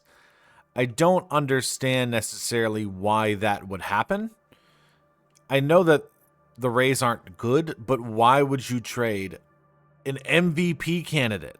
Like, the Yankees just get the guy who's now leading, like... Some of the logic in this trade system is bad, and I have the sliders all the way down. And I think we found our first generational talent, Barry Kretlow. This looks like he looks like one to me. 65 to 80 overall, 84 to 99 potential. That's generally the same platform that they gave to generational talents in the past. Low starting overalls, high contact and power potential. So I don't think we're going to get him because he's projected to go 11th and we have like pick 23. But we found one. So going into this draft, we have a lot of guys that we have to replace. We have a lot of pitchers who are going to be entering free agency this year. And so we are going to have to be active. I think this team is going to be one where, you know, this might be one of the last years where we can really spend big. Maybe not. I don't know. The income keeps going up, so technically we could keep spending. But obviously right now, there is a generational talent possibly at the top with Barry Kretlow in this draft. Now, if I don't have full scouting on him now because I did have the game crash, which sucked. So we had to go back all the way before I had scouted him. Guys, a little bit benefit to me. I already knew what he was, so I don't have to look at him anymore, and I can scout other guys. But we're looking at some other guys later in the range. We have pick 23, so Dana Callahan maybe slips, Herb Jameson, maybe Pedro Caballero, I don't know. Look, on my draft board, there's a lot of guys here that I think could be good. I don't know how many are actually going to be available at 23, though. Well, my board just kind of all jumped off right before me. I mean, Jimmy Sharp was still here when we got to it at 23. But we had picked 24, not 23. And that sucks because all the guys that I wanted are gone right before me. Kretlow goes to the Rays over there. Callahan over... Yeah. I do have one guy who actually is still a decent prospect here, and that is going to be Roger Cruz. We're just going to take him. He just doesn't have that high of a ceiling. I hate it. We'll take him. We are first place in the AL Central this year. We've had a pretty good offense this season, averaging 286. But we're right here with the Royals in a bad division again. It's going to be us or them. Well, the wild card race means that I think it'll be pretty even. I do think I'd rather just win this division, but you know, the AL wild card's kind of hard to do. When it comes to All-Stars, we have 2. Xavier Edwards hitting .321, 13 home runs and 22 stolen bases in the leadoff spot this season. And Jose is at 34 home runs and 26 stolen bases, hitting .350 this year. He is playing, he's going up in overall. Yes, like they saw this and the game was like, no, that shouldn't happen, and went right back to where he's supposed to be. He has more WAR right now this season than he did all of last year, 86 games into the year. 500 might be on the table. Yeah, I mean, I kind of knew this draft wasn't going to be good. If you take a look, and I should probably actually pull up the draft board at the same time, you'll notice I have 2 of these guys that I had drafted on my board of like my top. I mean, that's like my top 24 players. It was Roger Cruz and Michael Miller, and yeah, neither of them were good. So this is a miss. It's okay. It's a miss of a draft. And Brian McMahon is okay. I got to see the other guys, though. So there's our first generational talent. It was Barry Cretlow, 99 potential, 80 overall. That's what it looks like. As we looked around at the board, that was him. He does go number 1. What were the other guys that we had? Jay Geary was on my board. He ended up being really good. I probably should have taken him with my first pick. That was the pick before us. Jimmy Sharp went right before us. 81 overall, 98 potential. Jeremy Duran was a later pick I thought might be available. He was gone by the time I got to my second pick. Christopher Parker, I didn't have on my board because I thought he'd be gone. He was. Another 99 and Danny Taylor in this draft from a closer. Dudley Pay, 82. 92 from Dana Callahan, who we had on our board. Where's Herb Jameson? Herb Jameson, 92 potential. What was the other one we had? Corey Gelman. I think Gelman went really early, though. But 89 potential. So, look, our board was right. They just all went the 4 picks before us. I also want to give credit. Chase DeLauder, finally performing at a decent level. He's up to an 80 overall. Hitting .298.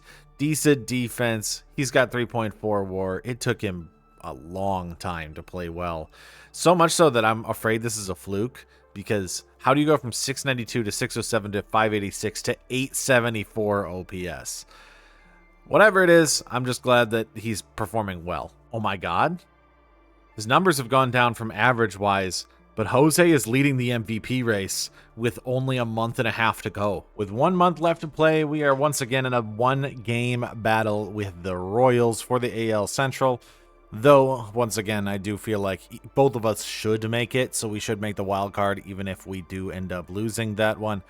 No bye is going to happen in this division, because, of course, these other teams are great. But, yeah, the big thing to me is that a month out, Jose Ramirez is still leading the MVP race. I don't know how. He has gone up in overall. He is 36 years old. He is in his... the game keeps saying 17th year, but he's got 15 years of service time. I guess, is it 17th year? Did he... I guess technically it's his 17th year of baseball. And he is finally in the race to win something big for himself. Please hold on to it, Jose. 96 and 66, we win our division, and we'll be taking on the Astros this time instead of the A's. But you know, when he looked up after hitting that 400th home run and saw the scoreboard and it said Jose Johnson instead of Jose Ramirez, this man would take it personally. He would get angry. And he does. Hank Aaron Jose, MVP Jose Ramirez. He wins, hitting .341 with 54 home runs and 139 RBIs. Jose Ramirez, in his age 36 season, is the MVP. He goes back up to a 94 overall. This is like, remember when Chris Sale won the Cy Young and it was like, wow, finally he gets the recognition he deserves. Jose is 100% validated for this season as he puts together one of the best seasons. I mean, this is insane. 195 hits, 42 doubles, 54 home runs, 139 RBIs, 44 stolen bases. We've been talking about 30-30-30 seasons. This is a 40-40-40 season. He hits 341 with an 1100 OPS. He also racks in 8.8 WAR as he puts together his best season and pretty much locks himself into the Hall of Fame and finally gets some hardware that isn't a silver slugger. For the other awards, Framber Valdez does win Cy Young with the A's. National League MVP goes to CJ Abrams with the Marlins, and the Cy Young goes to Skubal with the Giants. Jose led the league in home runs, stolen bases, RBIs, slugging percentage, and OPS, and he was second in the batting title. He was, I mean, if Vladdy didn't exist there, that could be a triple crown from him. What? Wow. Oh my God. Xavier Edwards had a lot of hits too. What? This season is crazy. I mean, my fear is a little bit that the pitching staff might be a little bit weak this season, maybe because we had such a good offense. Gaddis was all right. Riley O'Brien was bad. Heron, okay. Vest was okay. Whitlock was not worth. I guess he had 39 saves, but 4.25 ERA. And our pitching staff wasn't that good. Please don't be a repeat of a couple years ago. But if the offense is going to perform like this, I don't know if it matters. If we really can slug like this, and Xavier Edwards hits 17 home runs with a 319 average and has over 200 hits, and Kyle Manzardo has a down year where he hits 39 home runs and 107 RBIs on the season, with an 884 slug, 21 home runs from Kafis, obviously Jose's insane year. We've got 275 and 20 from Bazana. 23 home runs and a 300 average from Luis Arias. Bo Naylor, 270 with 21 home runs. 18 from Jimenez. DeLauder is hitting well. Our bench has Alan Rice, DePaula isn't actually there. Valera was bad, but Yepez was decent. I think that means they sent down David Fry, who I think was actually horrible. So I'm not like mad at that. But yeah, come on. Let's win a playoff series. And so in this season, where Jose has been offended, we have a mission. We are going to win it this year. Mackenzie Gore versus Logan Gilbert, Game 1. We've got Bybee versus Amaya in Game 2, and Strider versus Nick Pivetta. Oh, Pivetta? All right. In Game 3. Can we take them down? We've had some rough times in the wild card. Let's get out of this round. We win 4-0 in Game 1. Game 2, Bybee versus Amaya. We finally get out of the wild card round. Jose's rage transcends time. He literally broke this simulation because he was so pissed at the Rays. And now the Yankees are going to suffer next. Spencer Strider versus Hunter Brown in Game 1. Gavin Williams versus Joe Ryan in Game 3. And Cody Bradford versus Max Fried. The Yankees have been abusing the trades in this system in MLB 26 so far. We lose Game 1. Landon Knack takes the L against Mason Montgomery in New York. Game 2, Williams versus Joe Ryan. Oh my God, guys. Offense, wake up. Wake up, guys. Going back to Cleveland. Bradford versus Fried. We get that victory. Gore versus Schlittler. We win both in Cleveland. We have to go into New York and win Game 5 of the ALDS to advance. Looks like everybody's in a Game 5. We have struggled on the road all postseason, actually all season long, and this postseason has been rough so far, and we are going to have to win a game in New York to advance to the ALCS, but I believe in us. Joe Ryan is a New York Yankee. Can we beat him? Xavier Edwards is going to strike out, fly out from Manzardo, walk, gets Kafis on for Jose, but he gets nothing. This team has Matt Olson, as we had seen before. They have Alec Boehm. They don't have a whole lot of different. I mean, they've got Bellinger, so it's pretty much the same team with that in mind. So double from Ben Rice to start against Bybee, strikeout from Judge, fly out from Chisholm, and a ground out from Olson. Bazana is going to get on with a single. Single from Arias as we have men in first and second for Bo Naylor, who strikes out. Jimenez, fielder's choice. Men on the corners for Chase DeLauder. Single, we get a lead, 1-0 over the Yankees here in the top of the second. Xavier Edwards gets a single. Let's steal second here. So now we've got a good shot. Men on second and third for Manzardo, who walks. Bases loaded for CJ Kafis, who's been rough so far this postseason. He grounds out, but 2 runs in the second. Single from Bellinger. Bohm pops out. Strikeout from Schumann. Ground out from Wells. Jose with a solo shot. He's going to make sure that the Yankees know his name. Bazana going to come up with another solo shot. We're up 4-0. Another one. Arias with a solo shot. Back-to-back-to-back solo home runs from the Guardians in the third.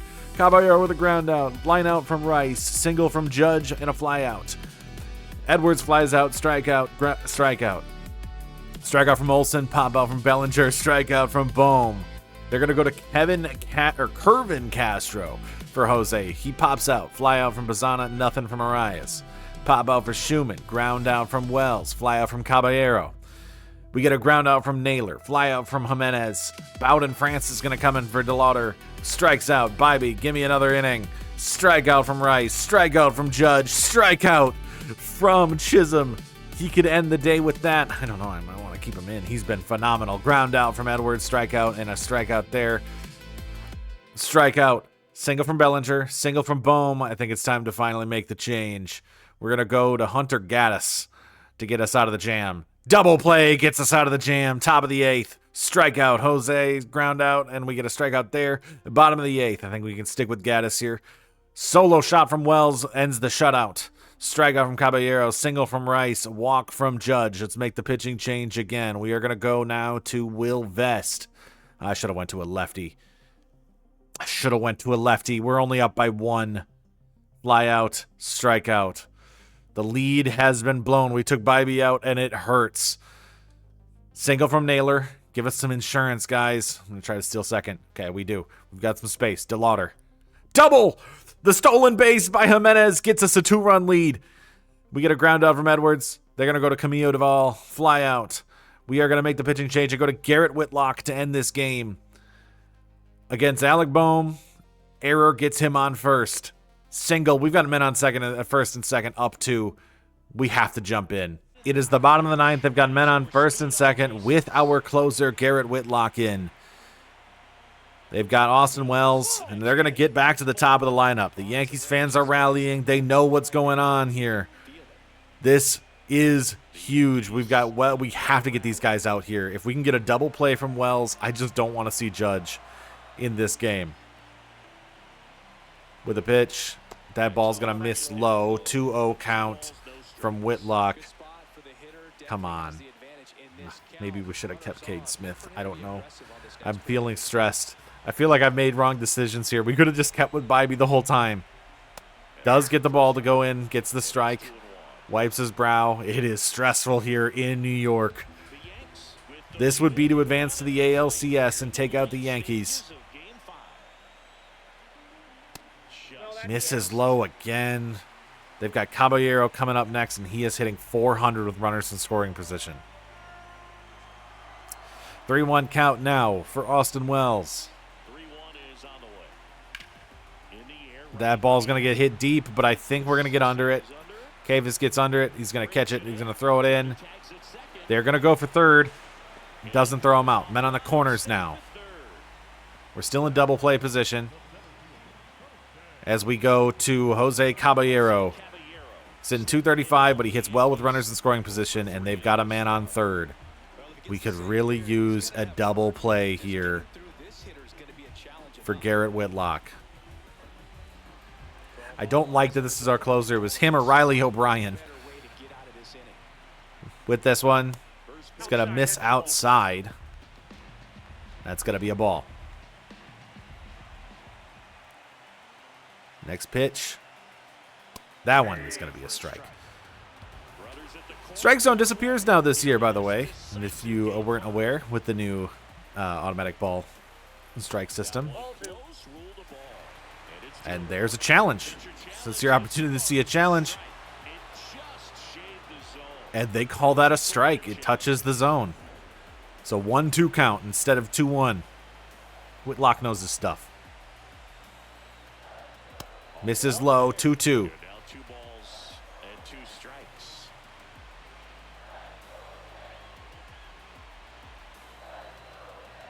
with the pitch.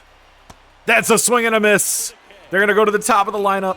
Down to New York's last batter for our chance to go to the ALCS. Whitlock gets the strike, gets the swinging strike on Caballero. Let's go. It is going to be Ben Rice against Garrett Whitlock. Could be last batter. That ball misses outside, 1-0. Can Whitlock get himself out of the jam that he was put in by the error to start it off and then giving up the single? Trying to close out a 2-run lead. We're here in Game 5 of this American League Division Series. He left that one right over the middle. That was so scary. 1-1 count for Whitlock against Ben Rice. With the pitch, that ball's going to go outside and miss wide as Rice steps back. 2-1 count. You cannot walk him. This is the man you got to get out. If you don't, it's Aaron Judge on deck. 2-1. Swing and a miss. 2-2 count. The Yankees are down to their last strike with Ben Rice.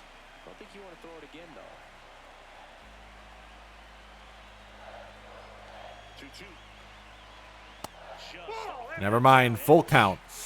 Even scarier now. Come on. Whitlock, you just got to strike him out.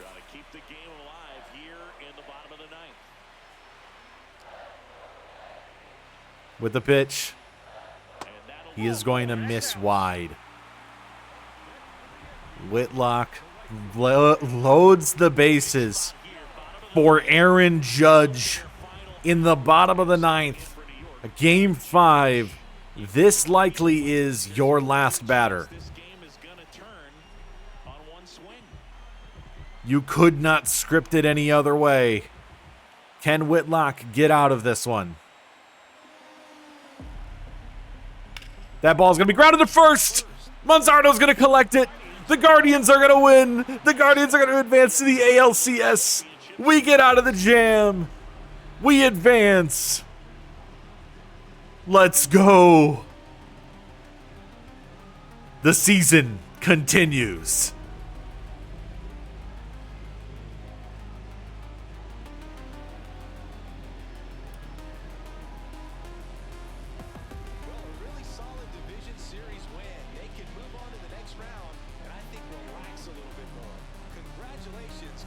And so a rematch against the 104-win A's.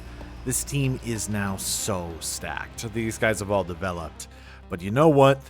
This season isn't about them. It's about us. They might be the favorites, but we're the underdogs that everybody's rooting for.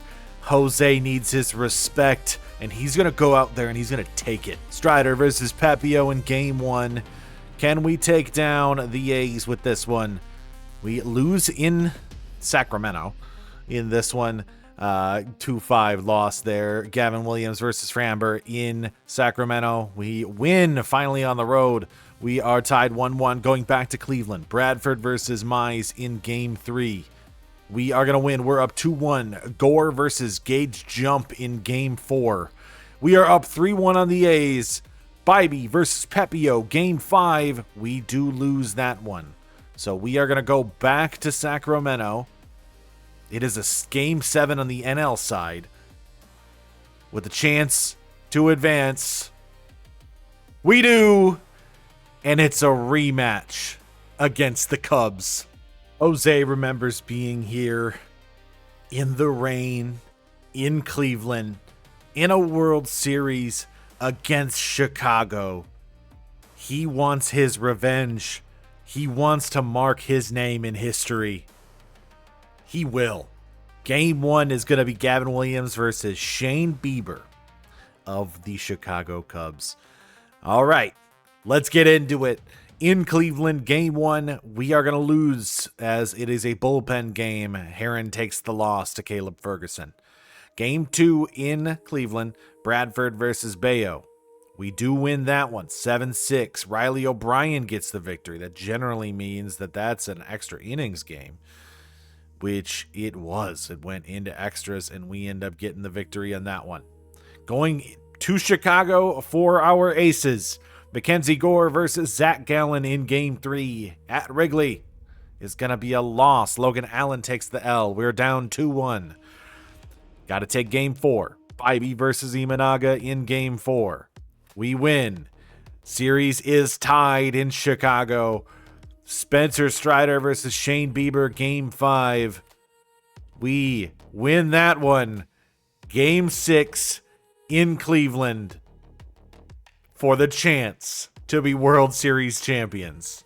It took us 13 years to get back to this spot here in Cleveland against the Cubs for a chance to clinch the World Series and undo the wrongs of the past.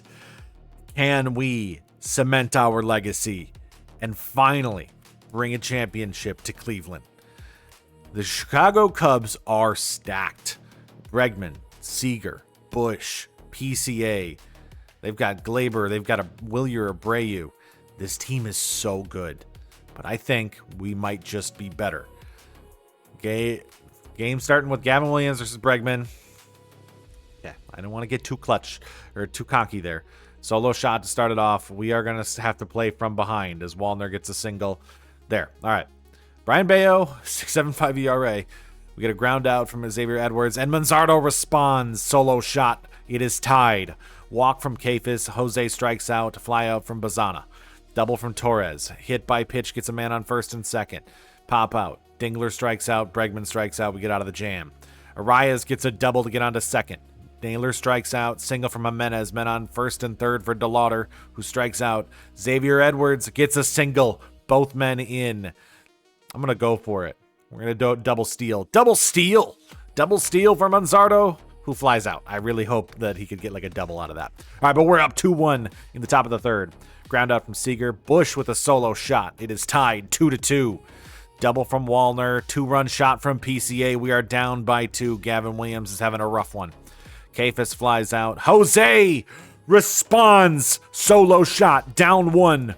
Bazana walks to get onto first. Arias the single. Men on first and second for Naylor. Strikes out. Jimenez strikes out. We're down by 1. Strikeout. Dingler pops out. Strikeout from Bregman. I think that's probably going to be the end of Gavin Williams' day. Strikeout from DeLauder. Ground out from Edwards. Manzardo grounds out. I'm making the pitching change now because we have so many arms and we have so many guys that aren't going to play. Gore is going to start next game, so I think I'm going to go to Bradford here to just pitch me a couple good innings. Ground out from Seager, fly out from Bush, single from Wallner, walk from PCA, fly out, we get out of that one. Kafis strikes out, Jose grounds out, and a strikeout. Bradford versus Moniak gets up a single. Stolen base, ground out, Dingler grounds out, Bregman gets a single, we're back down by 2. Single from Arias to get onto first base. Naylor strikes out, Jimenez gets there. All right, we're going to steal second. We get there. DeLauder, please hit these two guys in. They're going to switch to Caleb Ferguson. Double play with men on second and third. Ground out from Bush. Wallner grounds out. Ground out from PCA. Xavier Edwards flies out. Ground out from Manzardo.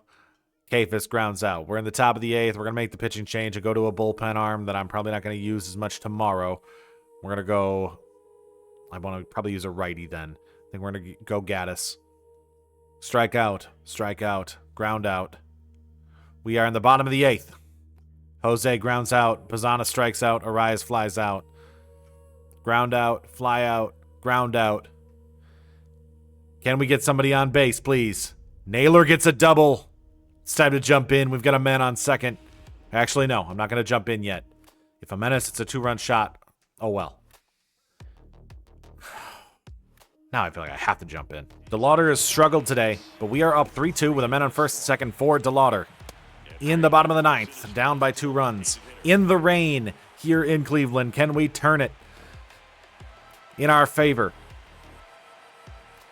With this, ball is going to go low. Going to be a strike. 2 strikes for Porter Hodge versus Chase DeLauder. Another one in. That challenge it then, dude. Are we out of challenges? That didn't look like a strike to me, but that wasn't a strike. All right. 1 out. Xavier Edwards is up. That's okay. DeLauder is one of our worst hitters. Xavier's one of our best. Hits it into the gap. We're going to have a probably bases loaded or somebody going home.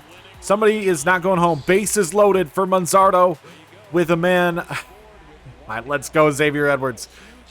Right into the gap. Hits it. Clears it right past the second baseman who can't get there. And we are going to have bases loaded for Kyle Manzardo here in the bottom of the ninth of Game 6 of the World Series. With the pitch, that ball is going to be a strike low and outside. He does have a solo shot so far today. 5 home runs this World Series. He has been so good. Easily our World Series MVP if he ends up clutching this one. That ball is going to miss high and inside.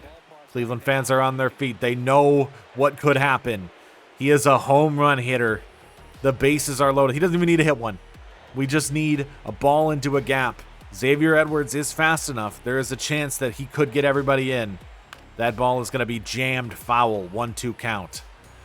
The one thing I won't like is if Manzardo gets out and we're down to Kafis instead of Jose. Manzardo's hitting .392 so far this postseason. He's going to foul another one off to stay alive. Here in the bottom of the ninth. Porter Hodge throws the pitch. That's going to be inside ball. 2-2. He's obviously going to pitch around him. You don't want to leave a ball down the middle for Kyle Manzardo. Porter Hodge throws it. That ball is going to be low. I was scared. Kafis is on deck. I don't really have a pinch hitter that I think would be better. That ball is left down the middle, but he fouls it. He fouls it a little early. A little early. Hodge left the ball down the middle for Manzardo. He went for it. Another one down the middle. Another foul. Full count for Kyle Manzardo. He's swinging at it. That ball. Oh, it went foul. If that ball got down, that might have been it. Full count. And he swings and misses. So many good contacts, but just not enough. We are going to be down to CJ Kafis, who has not been good this postseason. I don't really know if I would have anybody else that I would trust more on my bench. Nobody's really played this postseason. So it's down to Kafis, who's going to take the ball outside. I think what we could really hope for is that he walks and Jose can come up. 1-0. That ball is left down the middle, but he hits it to Seager, who's going to throw it over to first. Cubs win Game 6. We're going to a Game 7.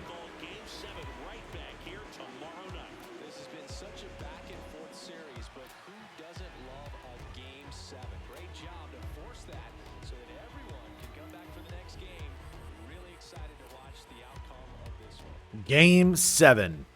And we are going to have our ace on the mound for a chance to finally end this curse in Cleveland, bring a championship to this city, and hopefully cement Jose's legacy forever.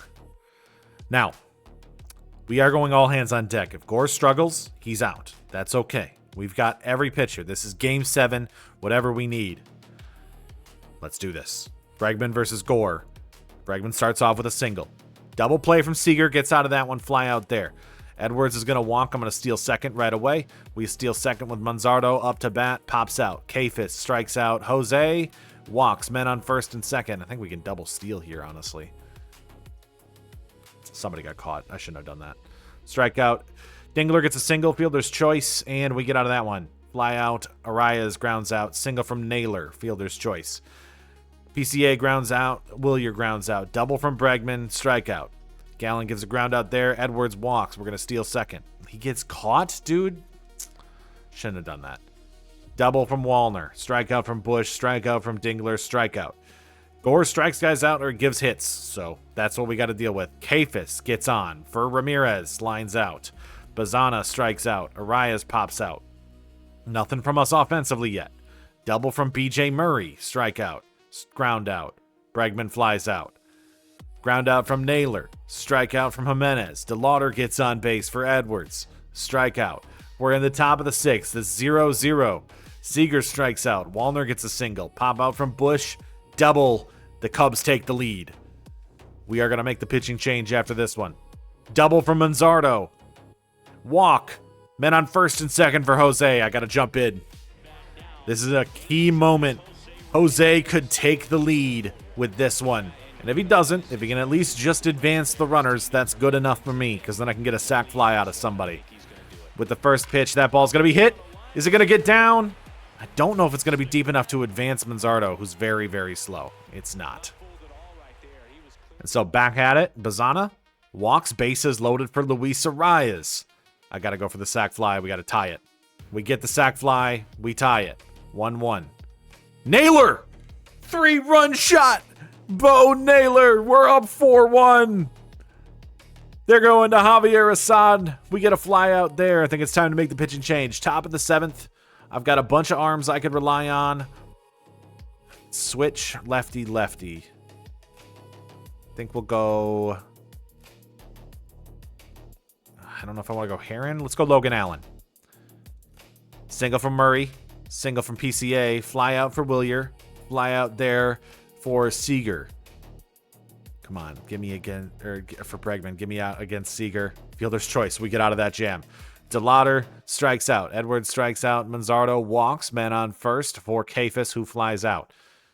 Lefty, lefty, righty. I could go Vest. You know what? I'm going to my man. I trust nobody more than Cody Bradford against a bunch of lefties. Line out. Ground out. Error. Oh, come on. All right, now I'll go to Vest. I'll go to Vest for 1. Get me out of this 1. Ground out. Bottom of the 8th. Ramirez gets a single. He gets on base. He's going to steal second. Bazana flies out. Arias flies out. Naylor strikes out. Time to make the pitching change to our closer, Garrett Whitlock. BJ Murray strikes out. PCA flies out. It's down to Wilyer Abreu. One man stands between us and ending our curse and finally bringing a championship to Cleveland. It's Wilyer Abreu. We're up 4-1 here. Bo Naylor with the 3-run shot gave us enough. Can we finish it off? Whitlock struggled in the ALDS to do it, but he eventually did. That ball's going to be grounded up the middle. Abreu is going to get on base. They're going to go to the top of their order. Feels so much like the New York series. Now I got to go against Bregman and maybe Seager. Oh, okay. All right. Come on, Whitlock. You were teammates with this guy. Strike him out. You know him. That was a terrible pitch. That ball was right down the middle. Slow. It was a sinker. It was 95, but that looked like a meatball for Bregman. He didn't swing. So just get him out. Ground out something. If you're throwing sinkers, get a ground out. I know technically that's what you were trying to do right there with the last batter. But it went right down the middle. Went through the gap. So 1-1 count for Alex Bregman against Garrett Whitlock.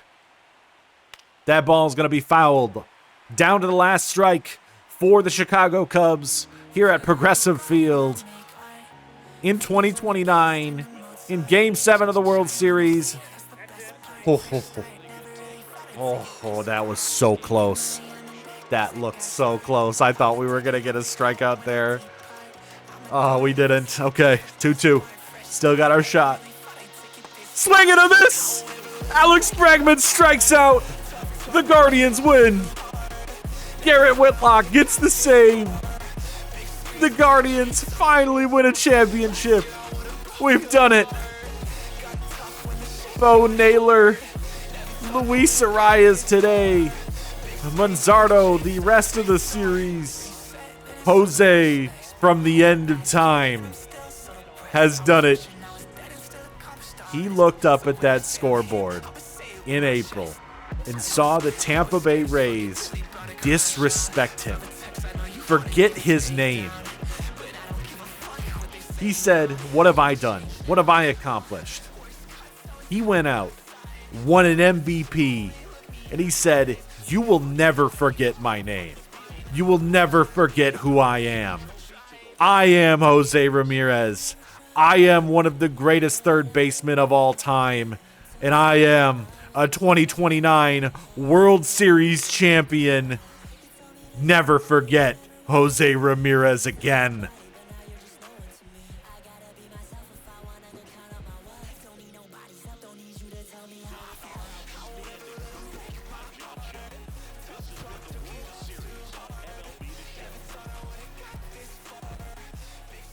Your World Series MVP goes to Kyle Manzardo, who played amazing, and CJ Capis, playoff MVP for us.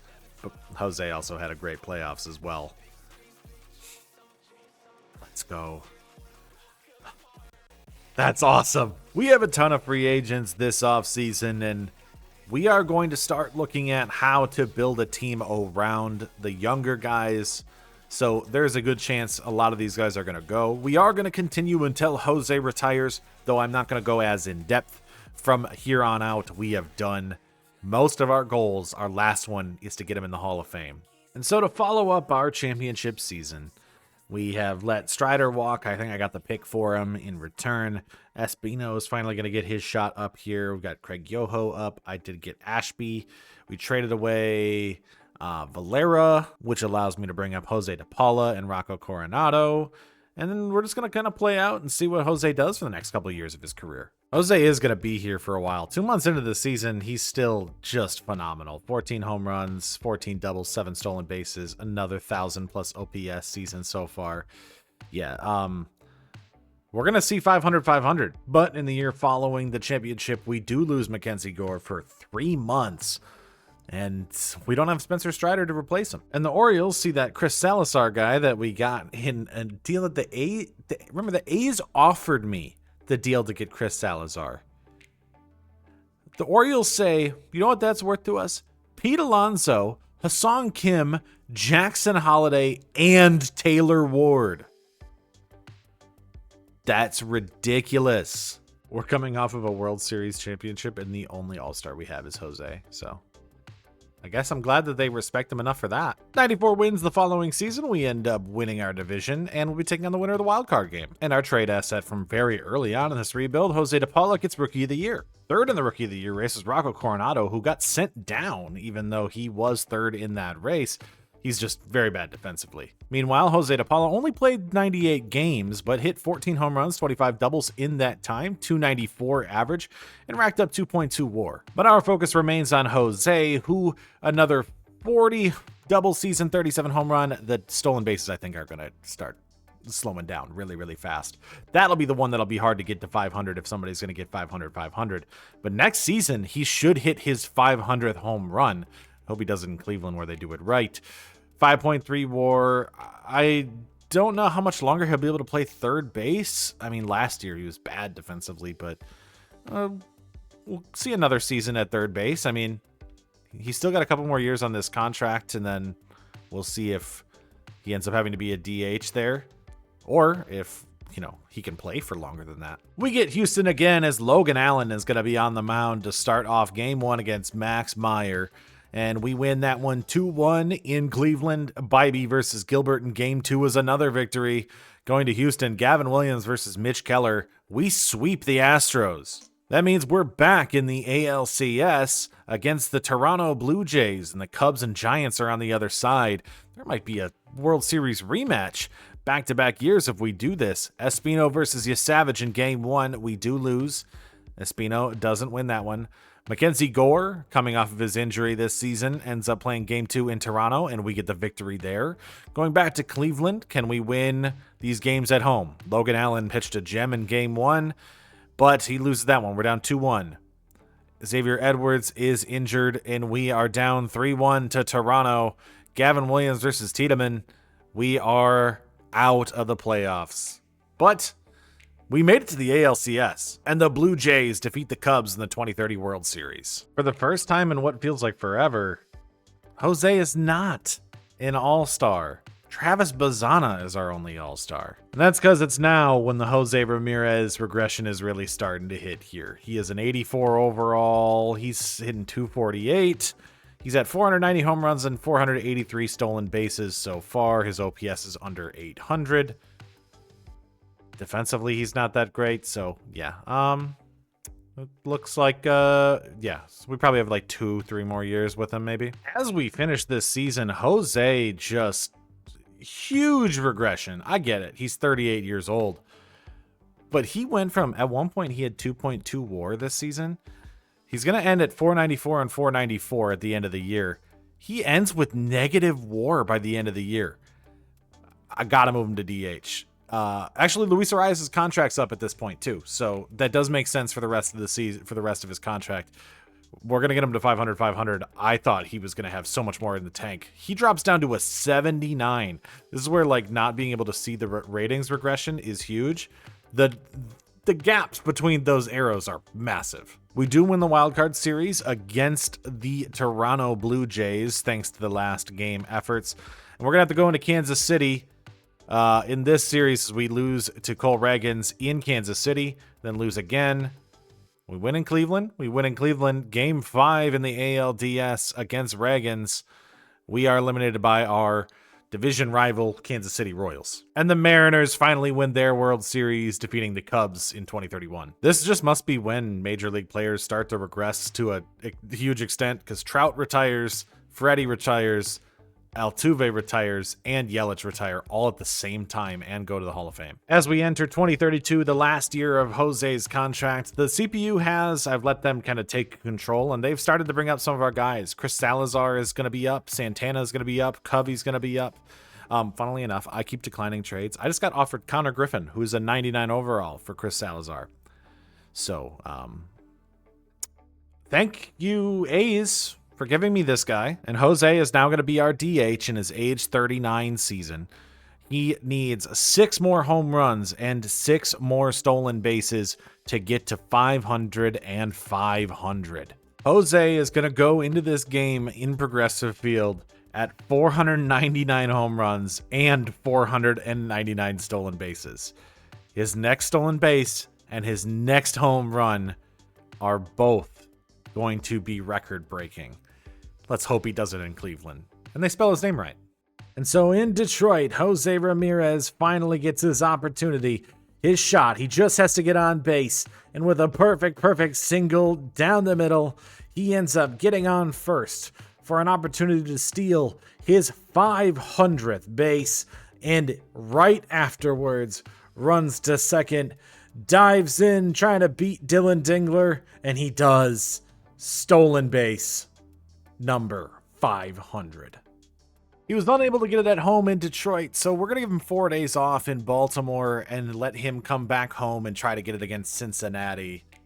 We'll see, hopefully, if he can get 500 home runs in Cincinnati. And up against Shane Bieber, his former teammate, in the bottom of the 4th. Jose came up to bat and an easy meatball. I think Shane Bieber was trying to give him something of a gift. In Cleveland, a 409-foot home run is number 500 in the career of Jose Ramirez as he rounds the bases for the 500th time, steps on home, and he's going to go all time. 500 club. And he did it at home in Cleveland.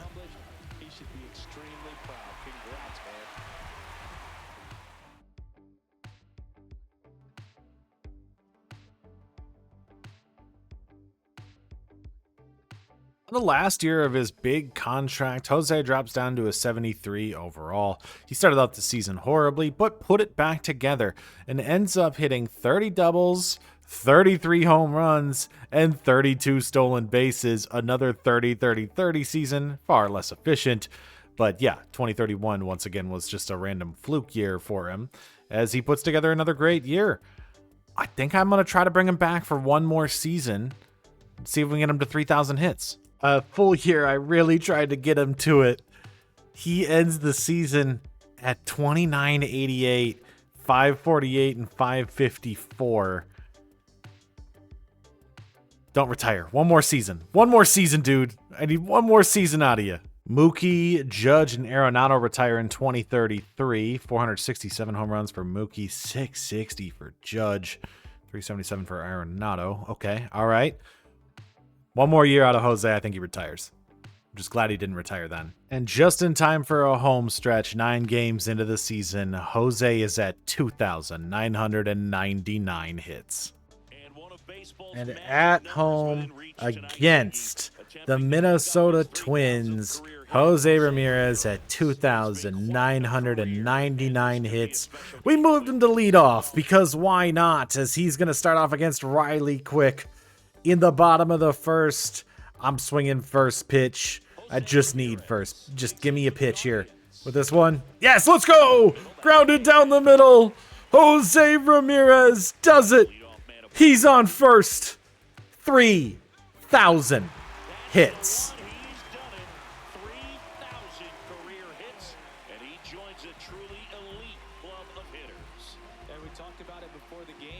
This is one of baseball's magic numbers. There's just something so special about 3,000 hits. It takes a ton of time, a ton of work, and most of all, a ton of talent. I hope he has time to just take in the moment and enjoy what he's accomplished. In a few years, he'll be getting a call from the Hall for sure. In what will likely be his final year, I'm going to say it's probably over. He might not retire and I can hold him at DH forever, but it's time for him to be done. He is going to end up getting 143 hits. He ends up at 3,131 hits, 705 doubles, 570 home runs, 575 stolen bases, a career 275 average, a career 845 OPS, and 77.8 WAR. You can have players play forever in this game if you want them to by holding them at DH, or you could in previous MLBs, but we're just going to end it there for him. As what a career he ends up finishing off with. He's 41. He's played for 21 seasons at third base, all in Cleveland, getting an MVP, a Hank Aaron, a ton of All-Stars and Silver Sluggers, a home run champion, and most importantly, a World Series title. And to take a look at this team by the time that all things are said and done, Rocco Coronado did eventually come up and play, and he hit 362. We've got Jose De Paula, who came up and played. Travis Bazzana is in 89. He's actually regressing at this point because he's been so consistent at second base. We have Chris Salazar up in the majors, Fabio Santana up in the majors, Josh Lance just won Rookie of the Year, Steven Santana won Reliever of the Year back-to-back seasons. He's actually our only All-Star right now, and that's been amazing. So the guys that we drafted ended up being good, just not as fast as I would have liked. They take a lot longer to get here. Fernando Munoz is here now. Pete Holly is here now. I know the shortstop has been here that we drafted. Rutherford has been here for a while, but I keep sending him back down so that Jose can play. Jose Ramirez makes it into the Hall of Fame. Thank you very much for watching. I hope you enjoyed this. This was, I believe, if I check my time, boom, exactly 24 hours since the moment the game has come out, I have finished recording. That is a great, I think, production there. So, thank you very much. I know this is one of the first videos out, so it might feel a little rushed because I'm trying to get this out as early as possible so you guys can have some rebuilds.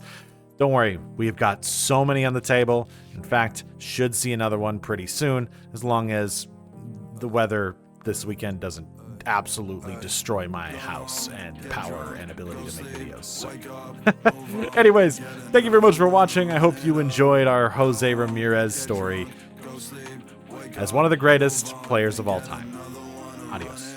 Go home, get drunk, go sleep, wake up, move on, and get another one to run it up.